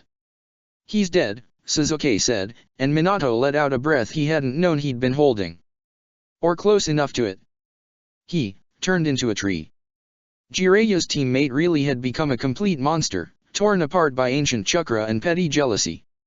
How could someone so brilliant, Minato wondered, be so blind? But Orochimaru was now dead, or close enough to it, as Sasuke had said, So Minato permanently put him out of mind. He could see Jiraiya approaching, navigating through the shinobi spreading out as the march back to Konoha began in earnest. A light rain was drizzling down, masking what little sound they were making. It was a silent and shameful retreat. "You did well," was the first thing Jiraiya said, and Minato almost spit. "Yahiko's alive," he said, and he couldn't help but feel a bit of disgust when his master looked relieved. Does he not understand what that means? That this isn't over. He didn't, and he proved it. "Nagato will keep him under control," Jiraiya said with unearned confidence. "He's a wise man. Konan too. They'll get Rain back on the right track." "I hope that's the case, Sensei," Minato said, knowing it wouldn't be. "For now, it doesn't matter. Nagato stole the high ration, I couldn't risk continuing the battle with that in his arsenal." Rin, Sasuke, and Jiraiya all looked equally terrified, a terror that would surely race across the world when word of Nagato's victory spread, either by a triumphant Rain or a spiteful Raza. But Minato could use that. It would make his enemies overconfident. That was his initial thought. Minato could always find the silver lining in any situation. But the longer they marched, the longer the thought festered. He'd failed. His life hadn't had many failures, if he was honest with himself. He hadn't lived a blessed existence bereft of strife, but whenever he'd put his mind to something, he'd accomplished it. But now, he'd finally met a man who'd stonewalled even him. Minato had been labeled a thunder god, a god of war. But most pantheons weren't led by a god of war. War was subordinate to greater things, more fundamental physics and necessary pursuits. Now, Minato couldn't help but think that Nagato was that greater god. He turned my strength against me, he thought. No one else could. I thought my position was secure, that my secrets were safe, but that was a delusion. But then, that hadn't been his only delusion.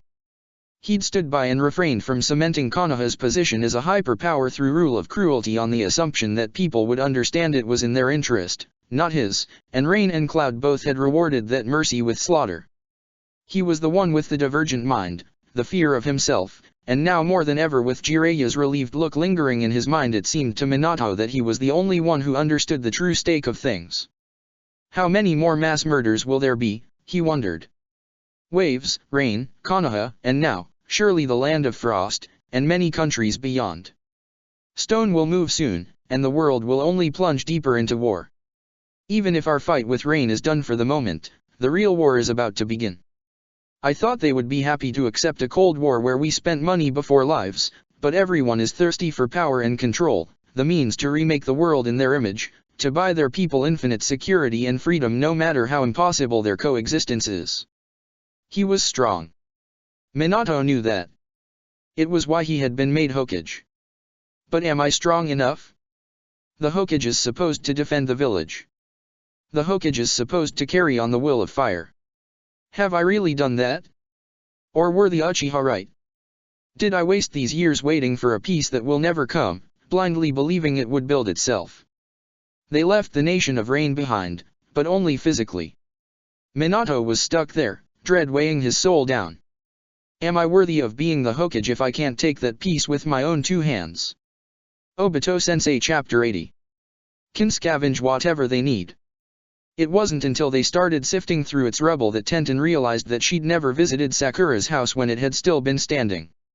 She'd dropped by, of course, been inside, but never really visited, spent time there. It was a little thing, but it filled her with melancholy as she turned aside shattered drywall and lifted up what had once been a refrigerator. In the weeks since the attack, much of the village had been cleaned up, but there were still ruined homes that hadn't been cleared, and that especially went for the places Kimimaro had rampaged. Technically, the place had been declared a biohazard. She and Sakura were both shinobi, so they hadn't been kept out, but being here wouldn't be safe for some time. Even if the terrifying rain ninja that had almost killed Niji and their sensei was dead, his bones were still alive, and they reacted violently to being touched. They'd been spread across this whole neighborhood and several others like a grisly forest, white trees and shrubs transforming parts of Konoha into an alien landscape. Removing them all would probably take months or even years considering how hard they were to destroy. Despite that, Sakura sifted through the ruins of her home in an apparently light mood, humming something to herself under her breath as she picked through a former life. It was unsettling, Tenten thought. But since that day, Sakura had been unsettling in general. She'd been set and split before Haku had shown his face, but that bastard had broken something for her. Now, she was both distant and driven, fiercely present but feeling like she was autopilot at the same time. It wasn't like the girl Tenten had become best friends with at all. It wasn't the first time she'd felt a surge of self-loathing for being weak enough to lose the rematch and force Sakura into a position she never should have been put in, but Tenten was getting better at pushing the feelings away. Guy-sensei had told her there wasn't any point in regretting doing her best, and Tenten was doing her best to accept that. Still though, it sucked. It was under your bed. She asked for the second time, and Sakura nodded as she gingerly rotated a crushed washing machine to peek inside. Last I saw it, she confirmed. But my mom might have moved it. She woke up, right? Tenten asked, and Sakura nodded. That's good.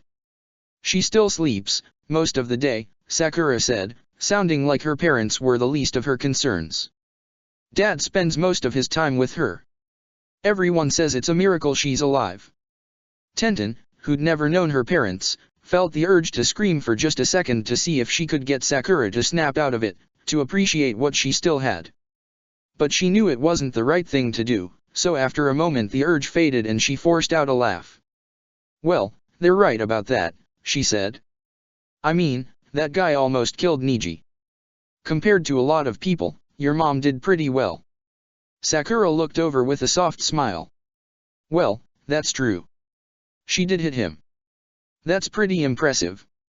They searched for a bit longer in silence before Tenten had another question. What'll you do if it's destroyed? She asked, and that made Sakura pause for a second. Tenten stopped too. Sakura wasn't even breathing. It was like she was frozen in ice. Then she jerked back into motion, like a movie with a damaged reel.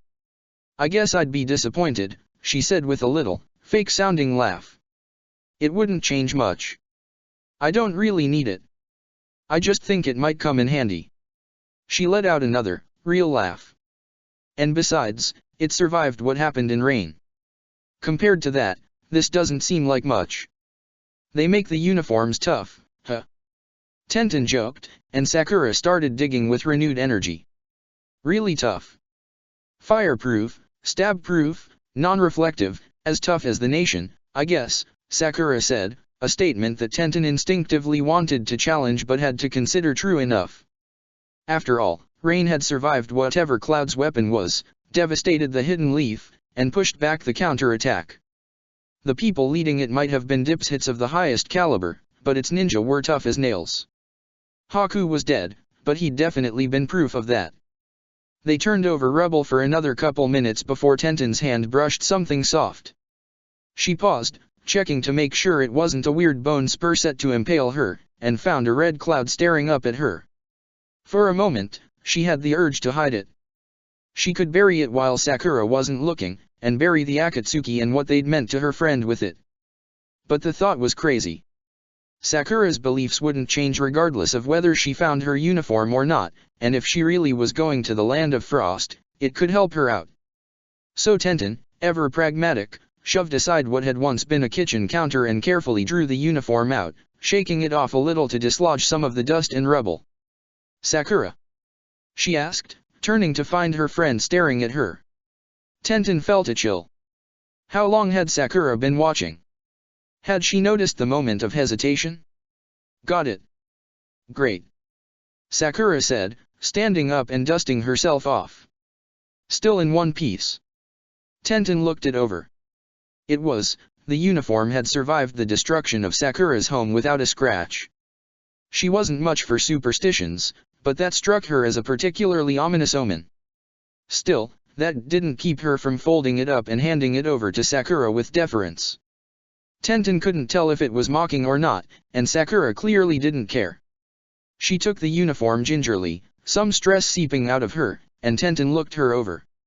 She wished that she looked as relaxed as Sakura, but instead her whole body just ached more. If I was cleared for duty, I'd go with you, you know, she said, and Sakura smiled. I know, she said.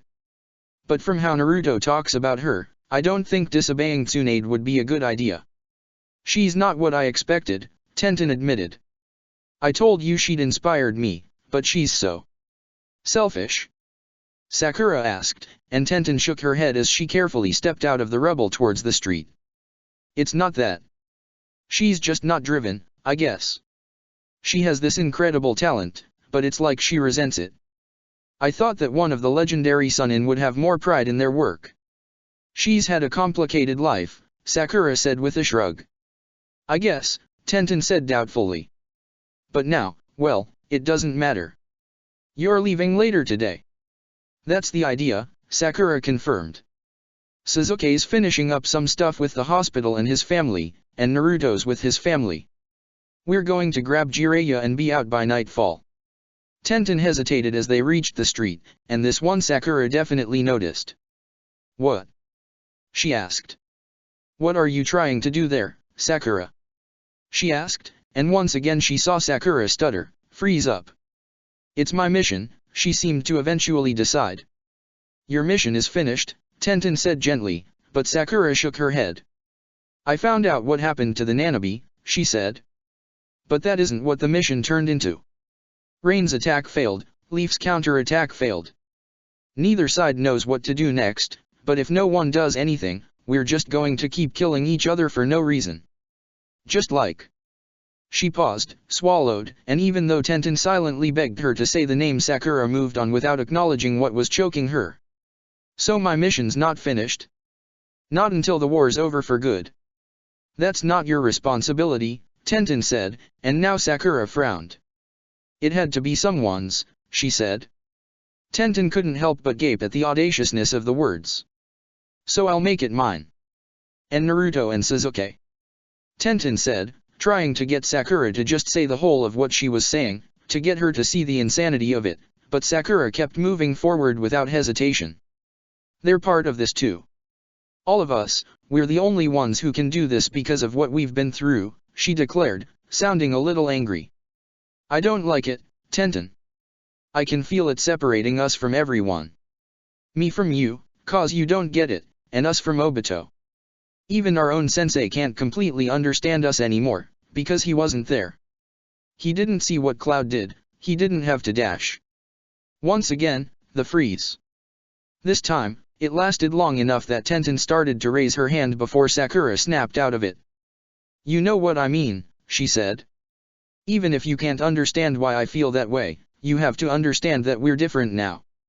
If anyone can make Rain understand why they need to stop, it's me, Naruto, and Sasuke. It struck her dumb for a minute. But only a minute, because what Sakura was saying finally gave Tenten the courage to speak her mind.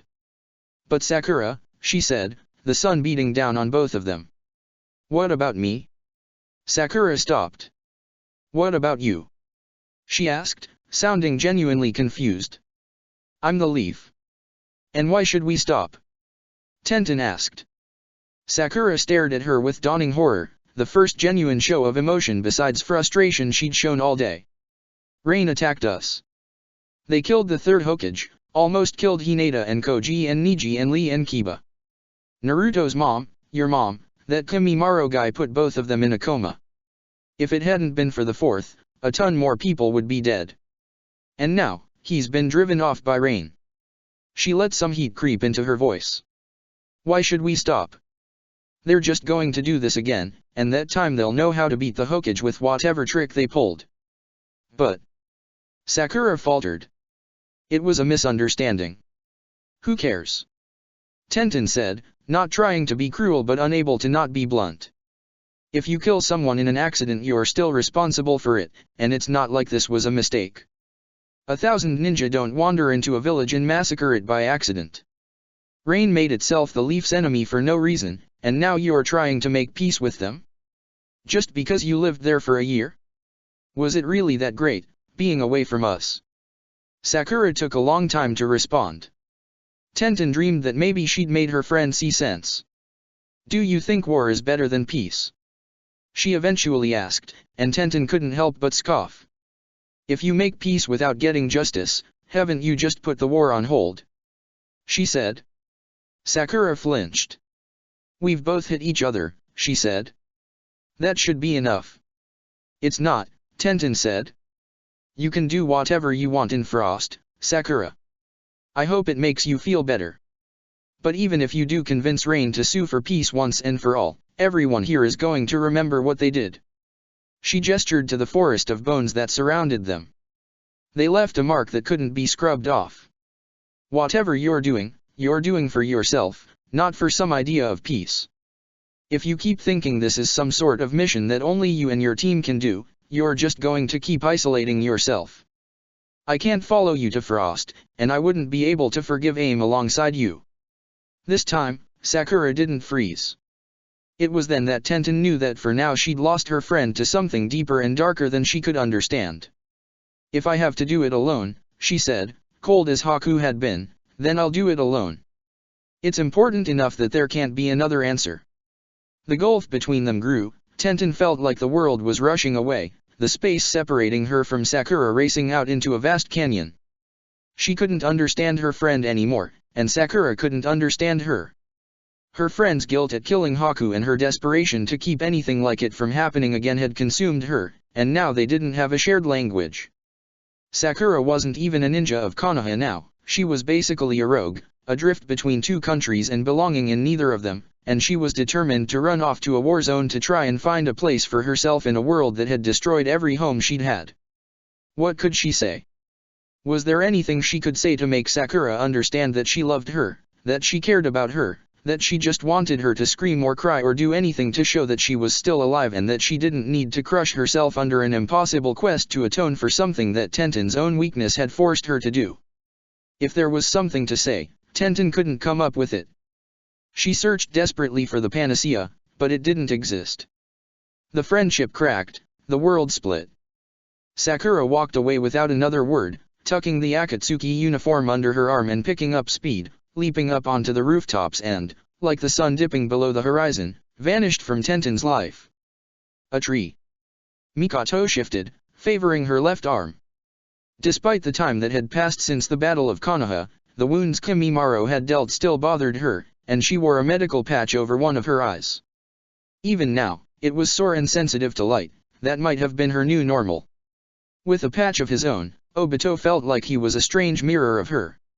One man stepping towards eternal light, and one woman towards eternal darkness.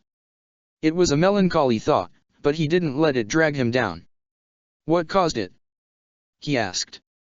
Suzuki and Rin glanced at one another. The four of them were seated in the living room, Rin with a beer in hand.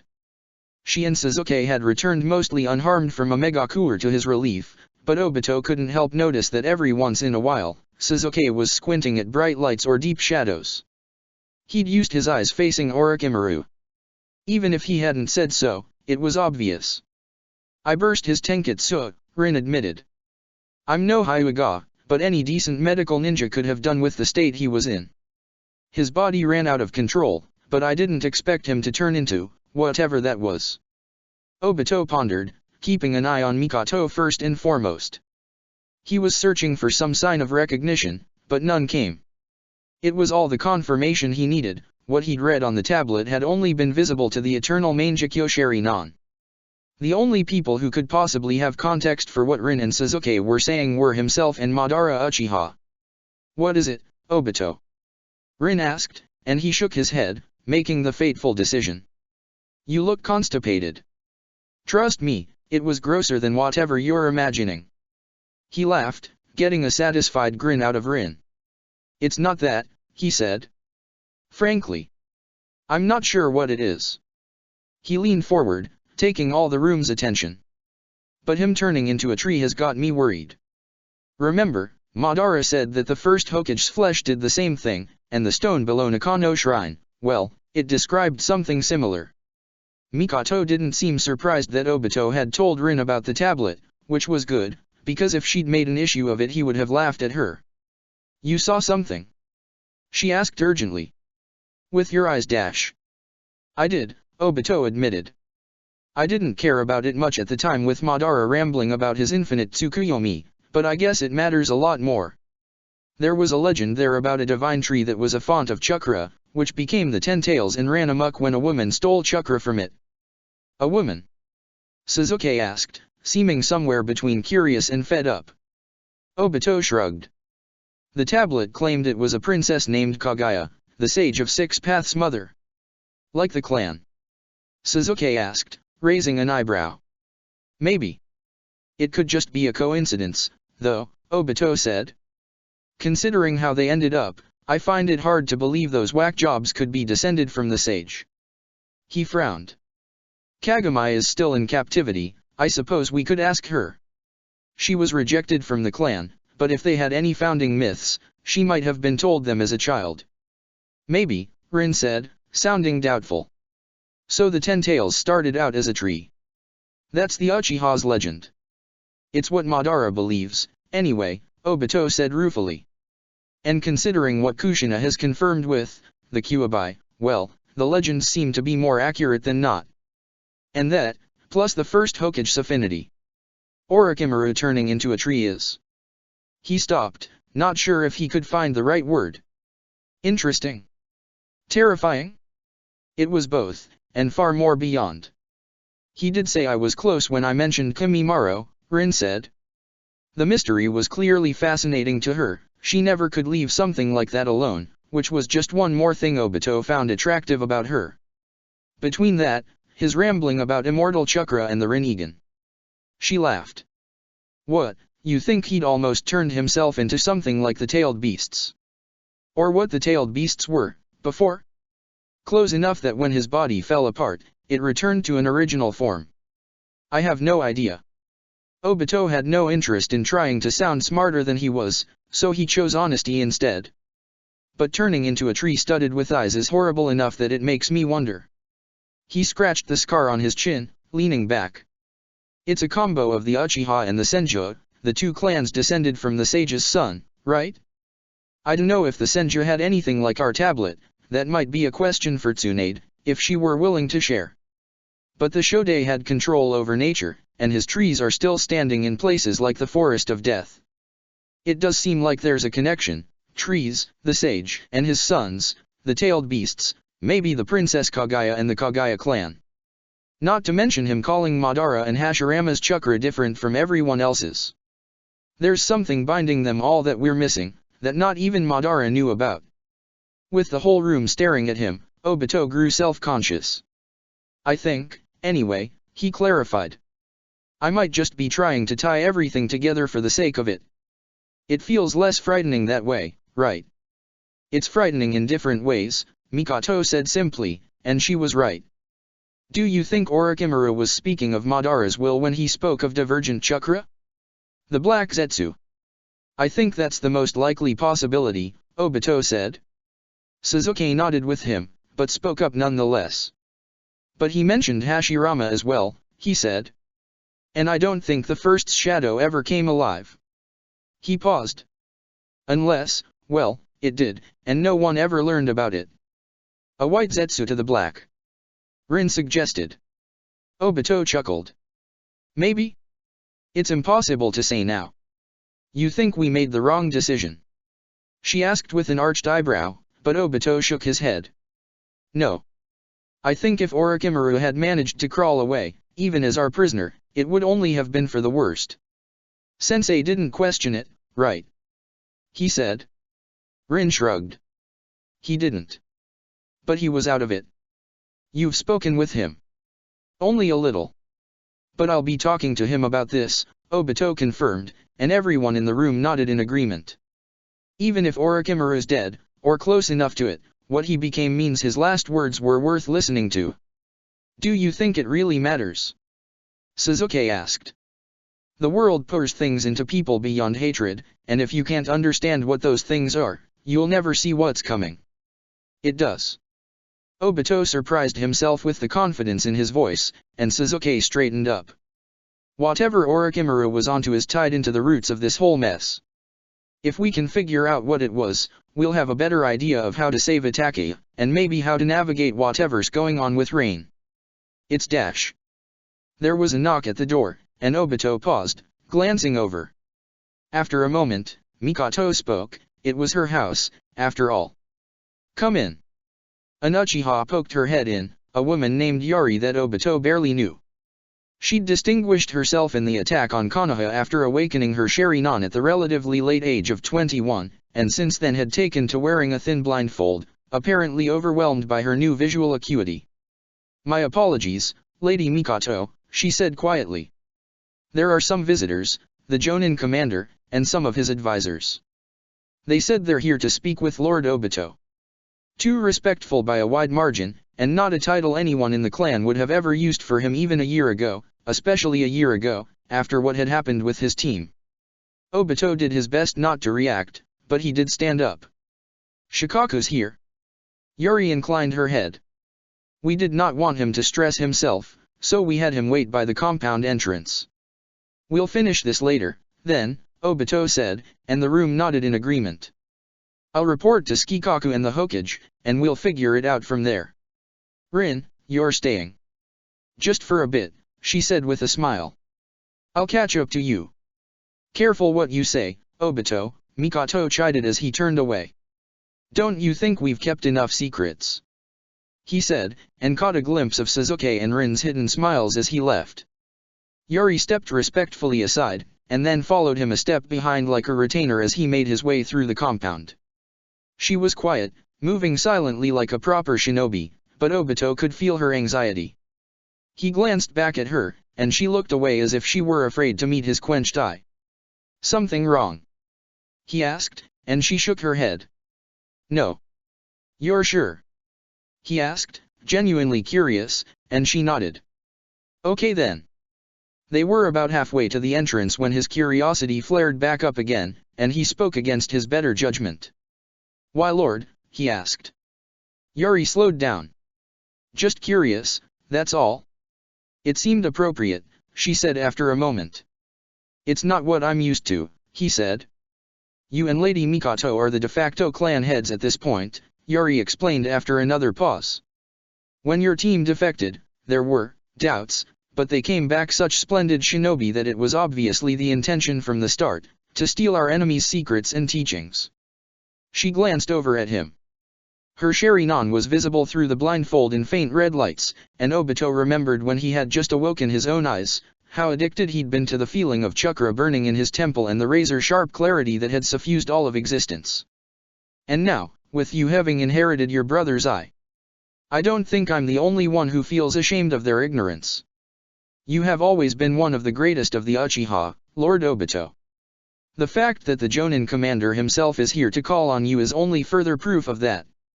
You deserve more respect than we could possibly muster to make up for our past wretchedness." Obito was too stunned to put together a proper answer, so after a moment he just nodded and said "I see," instead of anything particularly clever. Yuri seemed to find that appropriate, and they reached the compound entrance without exchanging another word. Obito dismissed Yuri with a gesture and she departed as he pushed through the small, unlocked door beside the great gates. He'd expected Shikaku on the other side, and with company. He hadn't expected that company to be Koharu and Homura, the withered advisors and former comrades of the third Hokage. Obito paused, feeling like he'd stepped into a bear trap, and Shikaku gave him a deadly serious nod. "Glad you could join us. Do you have time to take a walk?" He gestured down at the wheelchair he'd been stuck in for the past week. "Well, you know what I mean." "A walk?" Obito asked. He liked Shikaku and especially respected the man's strategic genius, but the situation was rubbing him wrong. "What for?" "There are some things we wish to discuss," Koharu said, her voice as blunt as usual.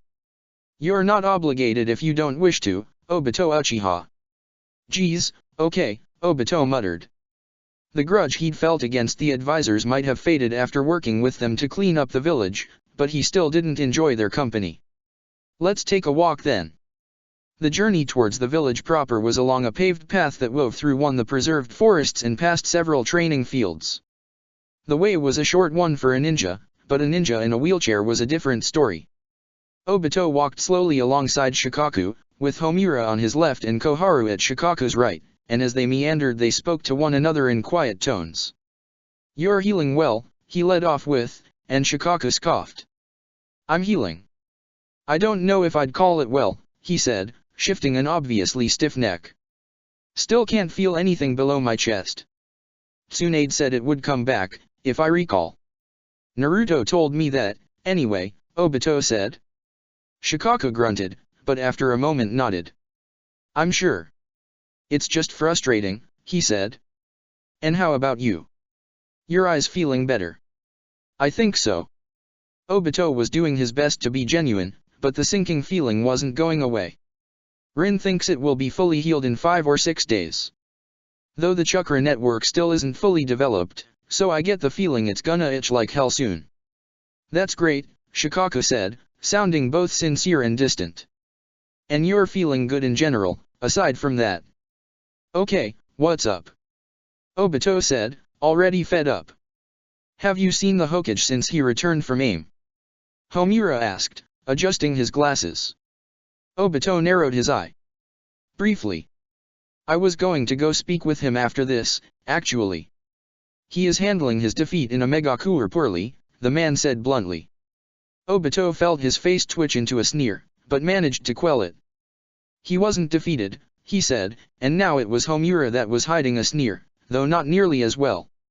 He made the decision to retreat before lives were carelessly spent. Yahiko lives, Koharu rasps, and Nagato stole the flying thunder god from under Minato's nose. A more conclusive defeat, there has never been in the Fourth's history. That's because there haven't been any others, Obito said with a laugh.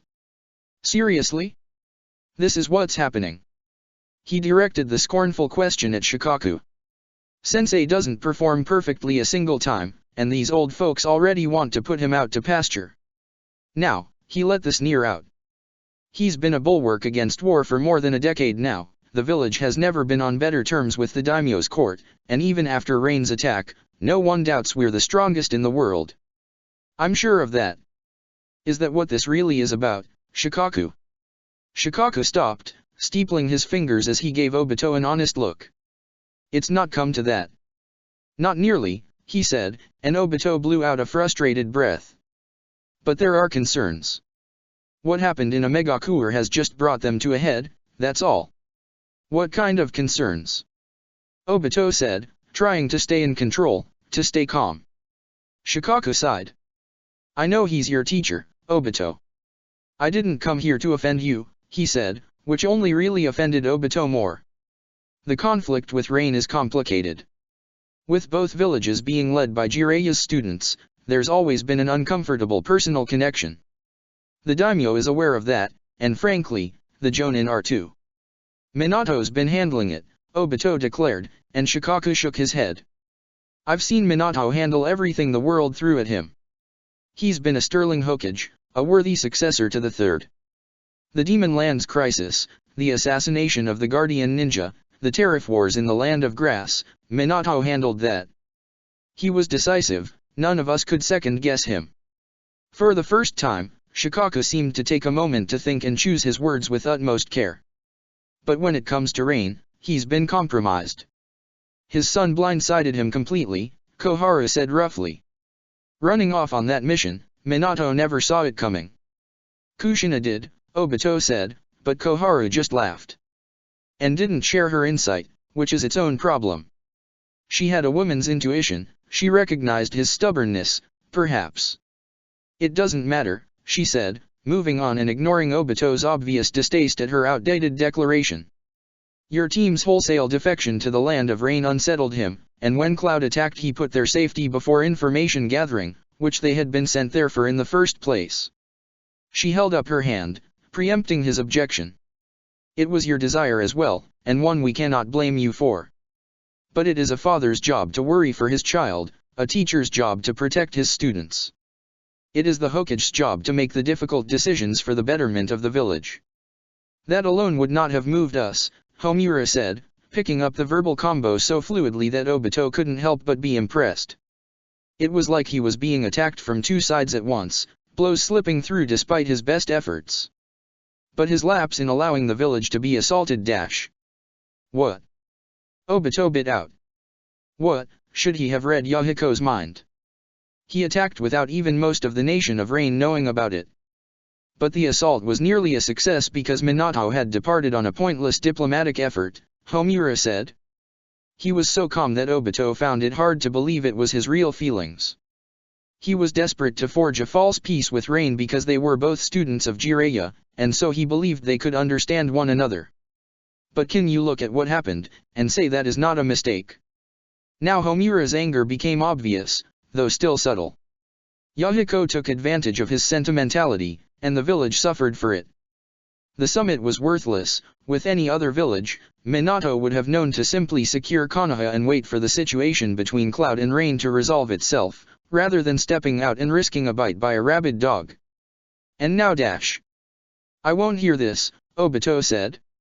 It's insane dash. It's not.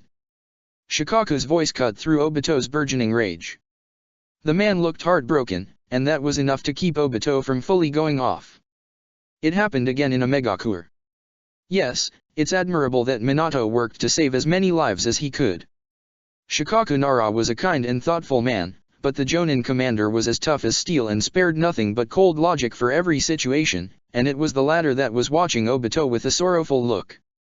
But that wasn't the mission. We did not dispatch more than 700 ninja with the expectation they would all return. That's the dreadful reality of war. The cruel words brought pause to them all, but Shikaku continued without any mercy. The Minato we know could have won that battle, Obito. You know that. Even if Nagato stole the Flying Thunder God, even if he used it to kill many of our ninja, Minato would have won. He had the Kaze Cage, he had a Jinchuriki and Jiraiya and hundreds of skilled ninja at his side. The cost would have been steep, but he would have won, and Rain would no longer be a threat. Instead, they're a greater danger than ever, Koharu cut in, ever the sharp-tongued elder. Now, it's not just the Hokage's judgment that is compromised, but his greatest technique as well. It's no exaggeration to say the situation is catastrophic. Obito stopped, and the others did as well. They watched him, waiting for a reaction, but he didn't give them one. Instead, he took a deep breath. Shikaku, you stay here, he eventually decided. You too, leave. Don't think you can dismiss us so easily, Obito, Koharu said, bristling. We dash. You're not helping, Obito said. Frankly, you're just pissing me off. But I want to finish this conversation. You can leave, or I can. Homura moved to say something, and Obito shifted his eye to him. The man froze, blinked, and backed down. Obito was sure that last week there would have been no concession, but times had changed. Koharu, Homura said after a moment. We'll finish this later. If he wishes to speak with Shikaku alone, that won't be a problem. Koharu looked like someone had just handed her a plate of rusty nails for dinner, but when Homura turned to leave, she followed without even sparing a nasty look. Obito watched them walk away, sure that they were trying to eavesdrop, not speaking until the elders had gained some real distance along the path. He swiveled, crouching down in front of Shikaku to bring them eye to eye. The Jonin commander was resolute, not shifting from his gaze. Why are you telling me this? Obito asked. You know why, Shikaku said, his voice a whisper. You're not as clueless as you act, Obito. I want to hear you say it, Obito said, just as quiet. Shikaku considered his words carefully. There hasn't been any pressure. Not yet. Lord Sugawara adores Minato, but his court is already reacting to the failure to punish Rain, and us initially ignoring the bounty for freeing Rain's daimyo. There have always been members of the government convinced that Minato had sympathies for the nation of Rain, and was dangerous for it. What Homura and Koharu spoke of, and my own concerns, will just be the spark that lights the fire. The daimyo will try to remove Sensei. Obito confirmed, a question that wasn't a question. Shikaku nodded. Obviously, he does not have the power to do so directly. But with a war on the horizon, government missions are only going to get more lucrative, and he will direct those as his court demands. Konoha would suffer, the reconstruction isn't proving cheap, and with the existing casualties. Shikaki sighed. If the worst comes, a replacement will have to be found. Who did you have in mind? Obito asked. Shikaku stared at him. Seriously? He asked. Obito frowned. What? He said, but it was already slowly dawning on him. Wait, You don't mean dash. Obito, Shikaku said, the ghost of a laugh in his words, I'm going to assume, for my own sake, that you weren't being serious just now. Shikaku, Obito said, deadly serious. I don't think that's a good idea. That's what makes you an excellent choice, Shikaku said, which was absurd. Obito started to speak, but he held up a hand. You must have noticed, you're practically an idol in the village now. Your leadership in the assault, holding off the Sanbai until Minato got back, and all without your Sharingan, it made people who thought you were just the product of that Mangekyo reconsider. Obito shifted, feeling uncomfortable, but Shikaku didn't give him a chance to interrupt. Your students are a model for every ninja. Sakura took down Rain's Jinchuriki and saved Kushina's life with Naruto, and Sasuke saved me. It was too late for Choza, but he faced down a legendary rogue and came out on top, even if the Sandaime had to give everything in the process. He leaned in, his eyes hard, both friendly and calculating. You are the role model everyone is looking for now, not Minato. And when your eyes are finished healing, your Kamui is going to be fully unleashed. The Flying Thunder God might have been stolen from the village, but no one can take your power from you, not unless you're dead. If anyone can be relied upon to defend the village and uphold the will of fire, Obito, it's you. Obito grimaced. You know what my clan has done. After what happened dash. Planned to do. They didn't manage anything real before Ataka dealt with it, Shikaku said, clearly unimpressed. I don't care about the ancient rivalries, and however that influenced the Shodai and Nidaime's decisions, and I don't care about any perceived grievances the Uchiha had nearly a decade ago. The Senju had integrated so heavily most haven't even kept the name, or died off. The Uchiha are still strong, even after the massacre, and you're the strongest of them, Obito. Of the other founding clans, there are perhaps 3 ninja that could be considered, but none of them compare to you. It's dash. Just shut up and consider it, will you? Shikaku said, halfway between amused and frustrated. You said the exact same thing to Minato when he picked you for Team 7, didn't you? You really think that's a good idea? Shikaku saw Obito remember, and grinned. Everyone can see you've come a long way, Obito. You have to stop doubting yourself and see, really see, who you are, what you're capable of, and the people who are relying on you. Your team all became incredible ninja thanks to you, the village isn't a lake thanks to you. He threw one hand out, encompassing the world. You're Minato's student, it's your job to surpass him. Nothing is set in stone yet, but if this keeps up, someone else might need to lead the village in his place. I don't feel like I would be ready, Obito said, but this time he managed to cut Shikaku off before he could start up again. And I'm sure you're going to say that no one is ever ready. That's probably true. But the Hokage is more than just a figurehead. They're a leader, the leader. I'm not a strategic guy, I don't know the first thing about policy. I've never even met the daimyo face to face. Minato hadn't either, Shikaku said with a shrug. And not everyone's a polymath like him. The Hokage has advisors, both here in the village and in the daimyo's court. The job isn't a lonely one. I don't like a lot of the people giving the Hokage advice, Obito said, glancing in Homura and Koharu's direction. The farther away they got, the slower they went, obviously trying to judge the conversation from a distance. Shikaku laughed. And they don't like you. In their eyes, you killed a lot of perfectly good leaf ninja when you helped rip up Root, he said. But Minato didn't keep them around just because he likes arguing with them. They're experienced, even if they're sometimes wrong-headed, and there aren't many direct disciples of the Nidaime left. What if I was Hokage, though?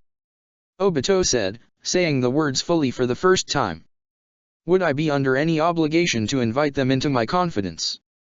That would be your call, Shikaku said. Like you said, the Hokage is the leader. The position is chosen by democracy, but its powers are anything but democratic.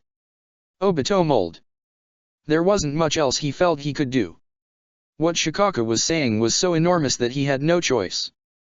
His literal childhood dream was being presented to him, but he never would have dreamed the circumstances around it would be so toxic. He'd given up on leadership after Kakashi had died, but that had been an old him, a weaker him. One who hadn't reawakened the fires of ambition, which despite his protest were even now rumbling through him. The Hokage was one of the most powerful people in the world.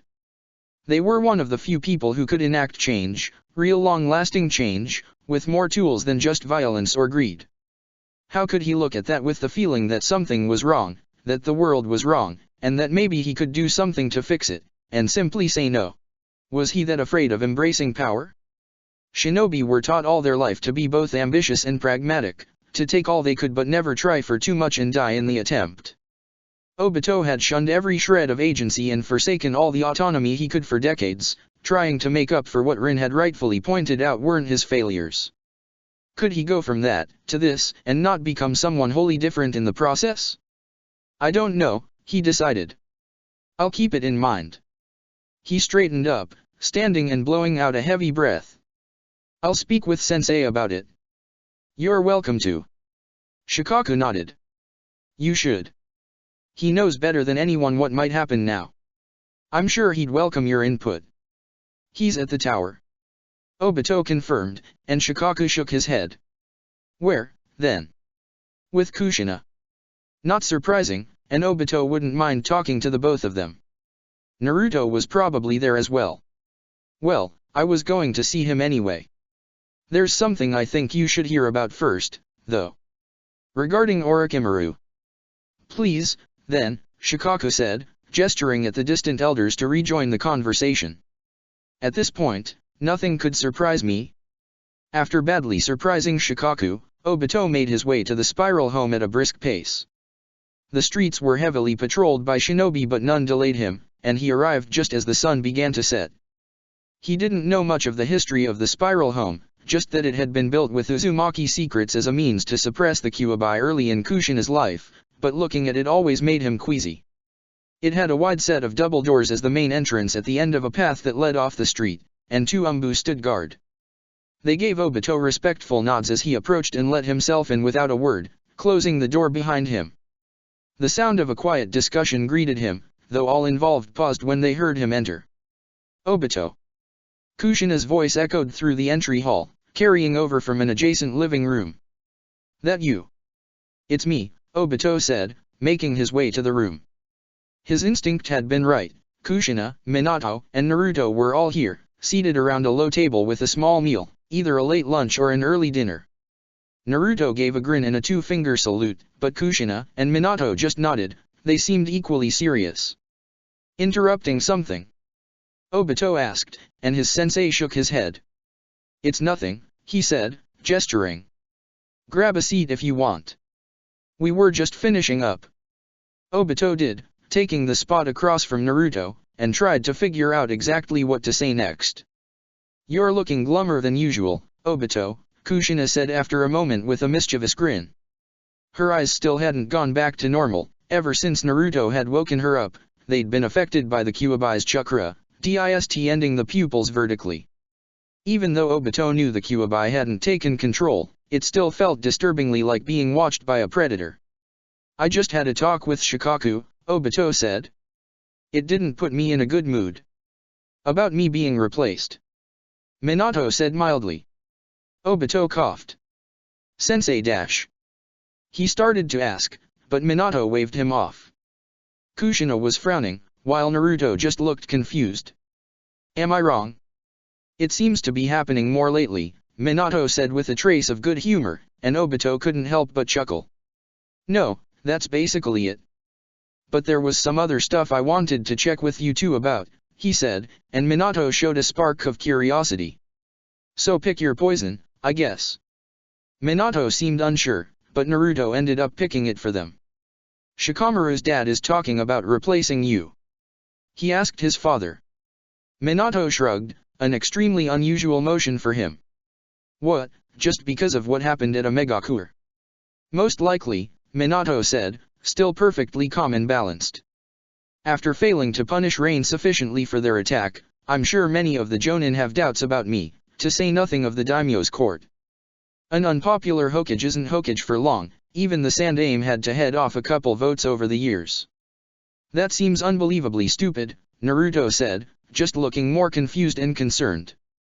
I mean, I don't know a lot about that kind of thing, but replacing the guy in charge when a war's on can't be a good idea, right?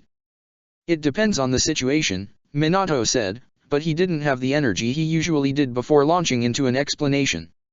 Obito chose that moment to step in. The Jonin commander, among others, is concerned that your dad's judgment is compromised when it comes to rain, he explained. Naruto frowned, but didn't interrupt. Because of their connection to Jiraiya Sensei, among other things. Well, that's dumb. Nagato's just really strong. Right? Naruto asked, looking to his father. Minato shook his head. They're right, he said, and Obito had to admit some shock. If there was anyone he would have thought could have completely separated their shared past, it would have been his sensei. But apparently he'd been wrong, and now he was bearing witness to something he'd thought impossible, Minato Namikaze looking embarrassed. My judgment has been compromised. Calling you all back too soon, he said to Naruto, because I was frightened of what might happen to you, instead of trusting you to do your job. Taking it easy on someone bearing the Rinnegan, of all people, because of a promise I made to Sensei. Minato looked distant, running over everything again and again. You remember, Obito, I was told I had fettered myself. I don't think that's true, but it was definitely the case in Rain, and it put us all in a terrible position. Sensei, Obito said carefully. I really don't think you take any of that to heart. I'm not, Minato said with a reassuring smile. Trust me. It's just close to this particular truth, that's all. He sat back, leaning back on both hands. Nagato had me dead to rights. Kushina flinched, but it was Naruto that spoke once more.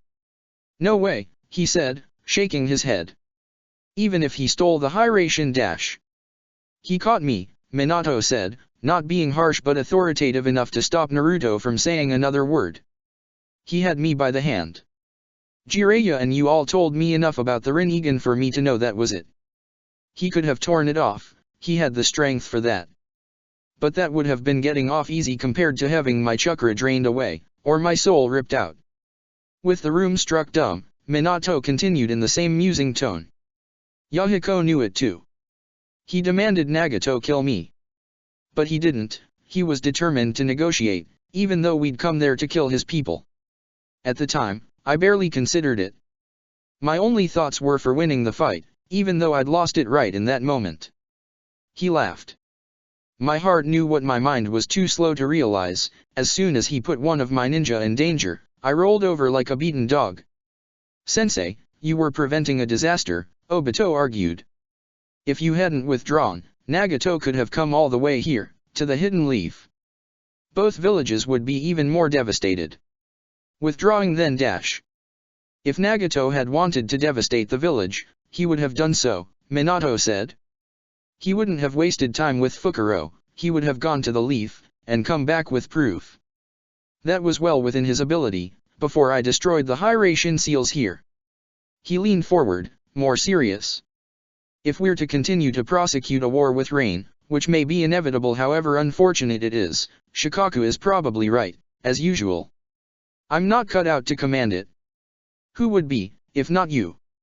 Obito asked, but Minato shook his head. I'm sure Shikaku has his own opinions on that, and I would defer to them, he said. But there was a lot in his eyes, shame, introspection, and cleverness alongside them. The way he was looking at Obito made it seem like he already knew exactly what Shikaku had said. I wouldn't hold a grudge against my successor, it's not like I would be exiled, or anything that dramatic. The village would still need me, and I would just be another Jonin. Given how things have developed, I would probably be put in charge of the Barrier Corp and the QRF, to focus on defending Konoha. I don't know how you can take this more calmly, Kushina said with a chuckle. I'd be spitting fire by about now, Minato. It's justified. And it will give me more time to focus on you, Minato said, effortlessly inspiring a blush. Naruto stuck out his tongue in a mock gag, but still seemed conflicted. To his credit, he was keeping his mouth shut, waiting to gather his thoughts to speak. But there's not much to worry about now, these sorts of things take time. I'll still be Hokage when your eyes are healed, Obito. Minato smiled. I can rely on you for the operation against Cloud, right? Of course, Obito said. I'll smash that cannon if it's the last thing I do. Well, try to make sure it's not, Minato said dryly. Since you're more important to the village than ever, after all. So that's happening, for sure. Naruto said, and his father nodded. When? Most likely this time next week, Minato said. Obito's projected to be healed by then, and he'll be leading the assault. I am. Obito asked, surprised, and Minato nodded. You are, he confirmed. Mission scrolls are being dispatched at midnight tonight. We're doing our best to keep everything as quiet as possible, since Cloud may have better spies than we gave them credit for. Rin will be your second in command, sorry if that's not your ideal date. That got a chuckle from everyone, thankfully lowering the tension a little, but Naruto had more questions. So then, Sakura and Sasuke and Jiraiya and I. He pondered. What should we do, once the cannon is busted? That depends on how Cloud and Rain react, Obito said, feeling the opening Minato was leaving him. Frankly, I don't think you should be going, and I doubt your parents feel differently, he said, getting nods from Minato and Kushina. But it is an important opportunity, even if it's dangerous. Konan is likely Rain's leader or second in command, depending on how Nagato conducts himself going forward. Trying to keep relationships positive with her will be important if we don't want this war to drag on forever, and you were right that you three are the best fit to handle that. He sighed. And with Jiraiya there, I'm not too worried about you. War is chaos, but I have faith he'll keep you safe. Really, you're all Chunin or Jonin by now, it'll be your job to follow your gut, both on your own safety and the betterment of the situation. Well, that's helpful, Naruto said with a roll of his eyes. I'll keep an eye on Sakura, then. See what she and Sasuke think. He paused. Have you seen her, sensei? Barely, Obito admitted. Everything's been so busy, and it feels like she's made herself scarce. She's not doing good, Naruto said frankly. It's like she's frozen. Frozen? Like she's not letting herself think things, Naruto said, all the adults paying him their full attention. He didn't wilt under it at all. She's not grieving. Even though she had to kill Haku, I've never seen her cry. I feel like, half the reason I'm going to Frost is just to make sure she's okay. She had to make an impossible choice, Kushina said softly. I told her that's what the Akatsuki was built around, I never thought it would go that far. She was close to Haku, right Naruto? Very, Naruto confirmed, and Obito detected a hint of jealousy in him for just a second before it was washed away by concern. I can't imagine how she feels. Then the best thing you can do is be there for her, Kushina said, doing her best to comfort him. When she does grieve, and she will, it's going to be something terrible. The longer she waits, the more intense it will be. She'll need you there to keep her in one piece. She leaned forward, putting her hand on his shoulder. It sucks, but that's part of what love is. Sometimes, you can't keep someone from suffering. All you can do is help them through it. No matter how bad it is. Naruto didn't protest, he just seemed to absorb his mother's words, and then he nodded, determination plain on his face. Obito reflected, not for the first time, that he had a marvelous team. The subject dampened the whole room, but after a couple seconds of silence Kushina pushed through it as she turned on Obito. So, what was the other thing? She asked. You came here with two, remember? Orochimaru turned into a tree, he said, and Minato was the only one who didn't give a baffled look. Obviously that sounds crazy, don't look at me like that. It's what Rin and Sasuke reported, right sensei? It is, Minato confirmed. Though I wasn't very concerned with it at the time. The Ten Tails was a tree starting off, Obito said, trying to be as efficient as possible. Kushina stiffened, though the reaction was a little strong for what he'd said. And Orochimaru's tree was covered in Sharingan. He'd taken genetic material from both Madara and the first Hokage. Mikoto and I are concerned that there's a connection between them, the divergent chakra Orochimaru mentioned, and the sage and the Ten Tails. How did you know that stuff about the Ten Tails? Kushina asked. Obito gave her a curious look. It's on a rock the Uchiha have kept around forever, he said. The same place Madara got his information about the tailed beasts in the first place, but I can read it now. Kurama is curious, Kushina said, and Obito blinked. Wait, he said slowly. It's still talking to you.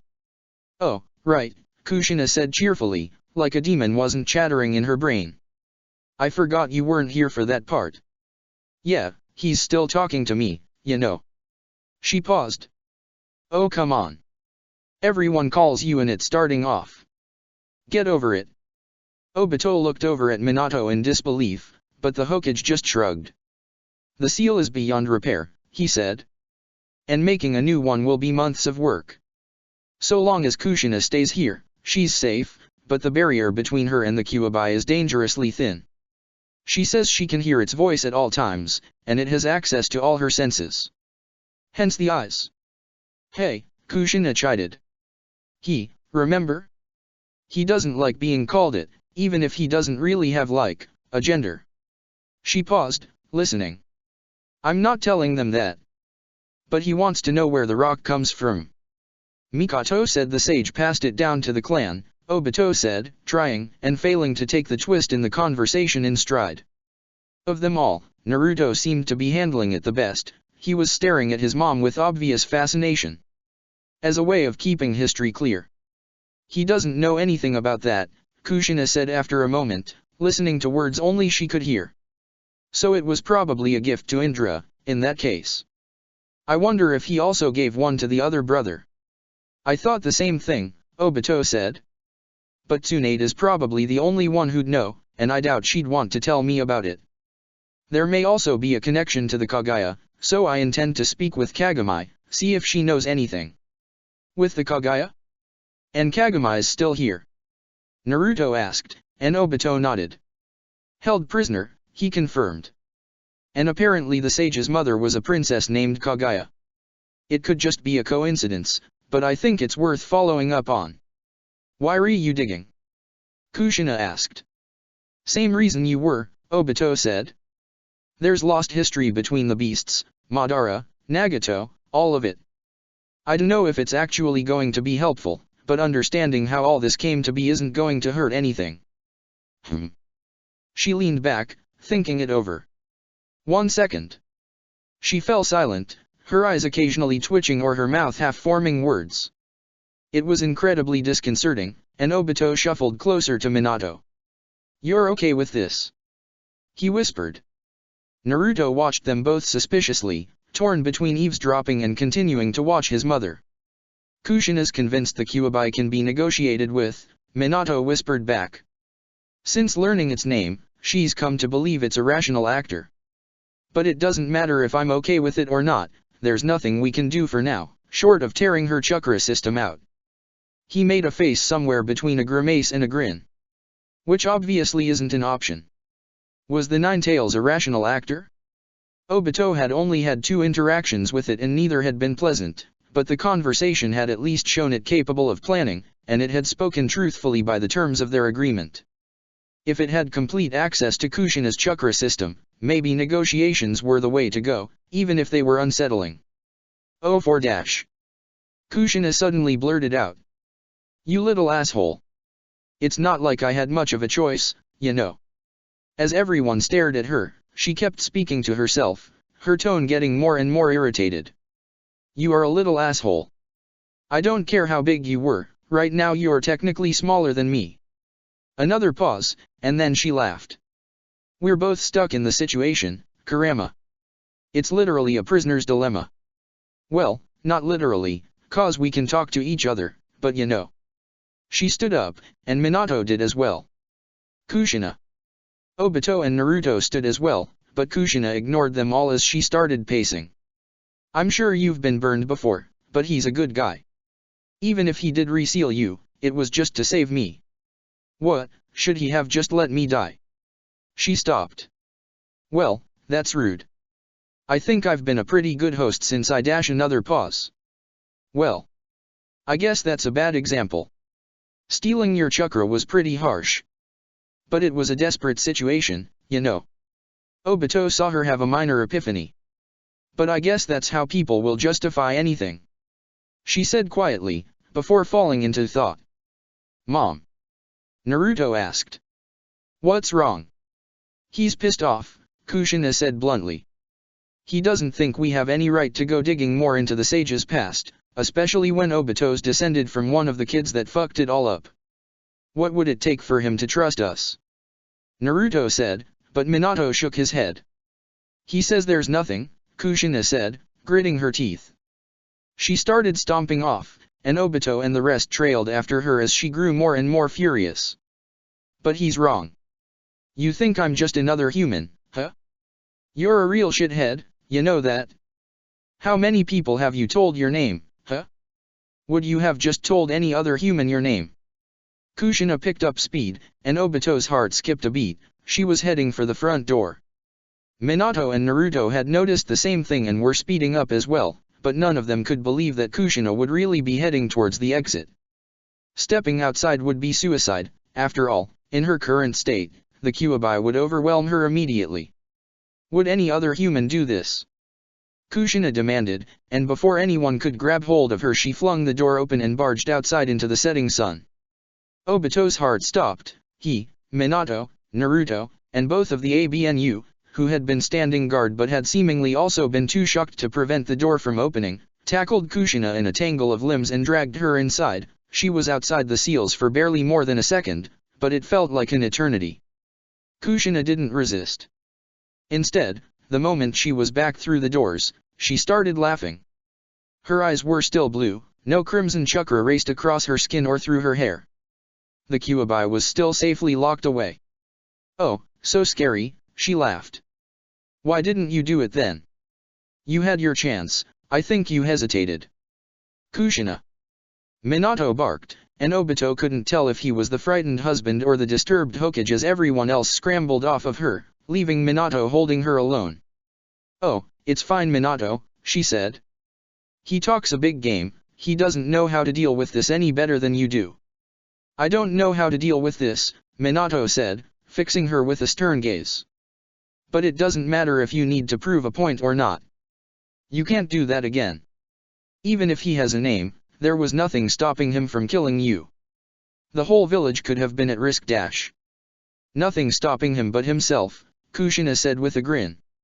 "I'll do it as many times as I need to, it doesn't matter dash." As Minato helped her to her feet, she laughed again. "Well, they won't let me now, you know? But listen dash." She gave Minato, Naruto, and Obito the same serious look at the same time, talking to both herself and them at the same time. "The most important thing right now is learning to trust one another. And that goes for more than just me and you, Kurama. It's the way out of a lot more messes than this one. All of us know that, we're just too afraid to take the first step. Well dash." She pointed at the half-open door. "I took the first step. So now it's your turn. Show me I can trust you." She dropped her hand, smirking. "He's sulking," she said after a moment. Lightning fast, she grabbed Minato and pulled him close, kissing him deeply. Naruto didn't have time to turn away, and let out a protesting sound as Obito chuckled and averted his eyes. "Sorry," she said, drawing away. "It just feels weird doing that while he's watching. Had to take the moment." "It's fine," Minato said, looking like his mood had improved a little. "Well, actually, it's not fine. I'm serious. Don't do that again. For my sake, at least." Kushina crossed her arms. "That's fine. It's his turn anyway, you know," she said. "Might take him a while, though." "Okay." Obito said. "Sorry, I didn't mean to cause all of that." "Don't worry about it, Obito," Kushina said. "It's gonna happen one way or another." She sighed. "I'm hoping to convince him to leave, but leave enough of himself behind so I don't, you know, die. But it's gonna be hard work. Convincing a person with that much history would be tough. Kurama's basically a demigod, from what we've learned. It's a tough one." "Kushina," Obito said. "That's crazy." "A little. But what else is there?" Kushina said. "The seal will be repaired," Minato reassured her. Obito couldn't help but notice he didn't say one thing or another about the Kyuubi being released. I'll have time, once things have calmed down. You're my first priority. I know you could, Kushina said with a sad smile. But I'd know if I could live with myself if you did. She put a hand over her stomach. Knowing that he's not just a demon, it changes everything, even if he's still an asshole. I don't much like the idea of being a prison for something that might not need it. The Kyubis still destroyed countless lives, Obito pointed out. You said yourself when you woke up that he acknowledged that. He did, Kushina agreed. But that was because he'd lost hope. I mean, obviously it's messed up, but he can't die, you know. She sighed. Wouldn't it be better, for me, for the whole world even, if he could go back to what he was supposed to be doing? Not destroying, but teaching instead. It'd be better, Naruto spoke up. If it's possible. But Mom, do you really think you can help with something like that? Kushina was scared. Obito could see that now that the adrenaline had subsided. She had an unexpected passenger that was doubtlessly saying all sorts of nasty things to her, and her entire role in the world had been upended. She'd been forcibly brought to question everything she knew about her life. He was familiar with the feeling. Maybe he was the only one who could see it because of that. They made eye contact, and he felt that Kushina was thinking the exact same thing. I don't know, she admitted. But I'm still gonna try. Obito Sensei Chapter 81 Runs towards the storm. It was barely past midnight when Team 7 and Jiraiya departed Konohagakure. The world was quiet and lightless, the moon like a dim-lidded eye behind thick clouds. Naruto and Sasuke said goodbye to their parents and friends, and all of them to their sensei, but neither of them were sure if Sakura spoke to anyone else before they left. She said nothing one way or the other. Jiraiya met them at the gates, as had been agreed upon beforehand, and led the way, moving silently through the forests that surrounded the village. None of them had much to say for the first leg of the journey. Rising early and jogging relentlessly didn't really lend itself to good conversation, even if the travel was effortless to all of them. The borders of the Land of Frost lay nearly 500 miles to the north of Konohagakure, and they all set a mild pace, arriving just after the sun rose around 7. It was a nice way to start the day, Naruto thought, even if what they were doing was kind of morbid. Running right towards a war zone with only a vague plan of where they were going and what they were doing was against both his instincts and what his parents and the academy had trained into him for as long as he could remember, but they were all filled with a sense of confidence nonetheless. Maybe it was naive, but they were all on the same mission for the first time in a long time, maybe since the Land of Waves, which really wasn't that long ago, now that he thought about it. Time had been stretched out by everything they'd seen and done. It was just like when he'd healed someone for the first time. He didn't want to think about Kagami, so he chose not to. The closer they got to the Land of Frost, the more Jiraiya veered east. Should we go over the ocean? Sasuke eventually asked shortly before the sun rose, but Jiraiya shook his head. My gut says near the coast, but not through the ocean, he said. We don't want to go through the Land of Springs unless we can't help it, since Clouds probably sent ninja to watch that border for Rain's reinforcements. But the ocean can be even more dangerous than land during a war. Summons, submerged shinobi, mines, it's probably a mess. The coast will be our sweet spot, even if it's probably swarming with mist ninja. They're not Rain's enemy though, right? Naruto asked, fingering his headband. They'd all retrieved their old Hitaites, but it felt weird to wear it once more. His leaf headband was in his pack, but he'd been told not to put it on unless there was no choice. The whole point of the mission was them not being leaf ninja, after all. They're allies of convenience at the moment, Jiraiya said. But ninja don't fight fair, and even though it's taboo to wear false symbols, that doesn't mean it doesn't happen. He stroked his beard. In a country at war, most ninja will attack first and ask questions later, if ever. It's just too dangerous to try and talk with someone you don't know most times. Then how will we find Konan? Sakura asked. She didn't say it rudely, but something in her tone still made Naruto narrow his eyes. No one else seemed to notice. Jiraiya shrugged.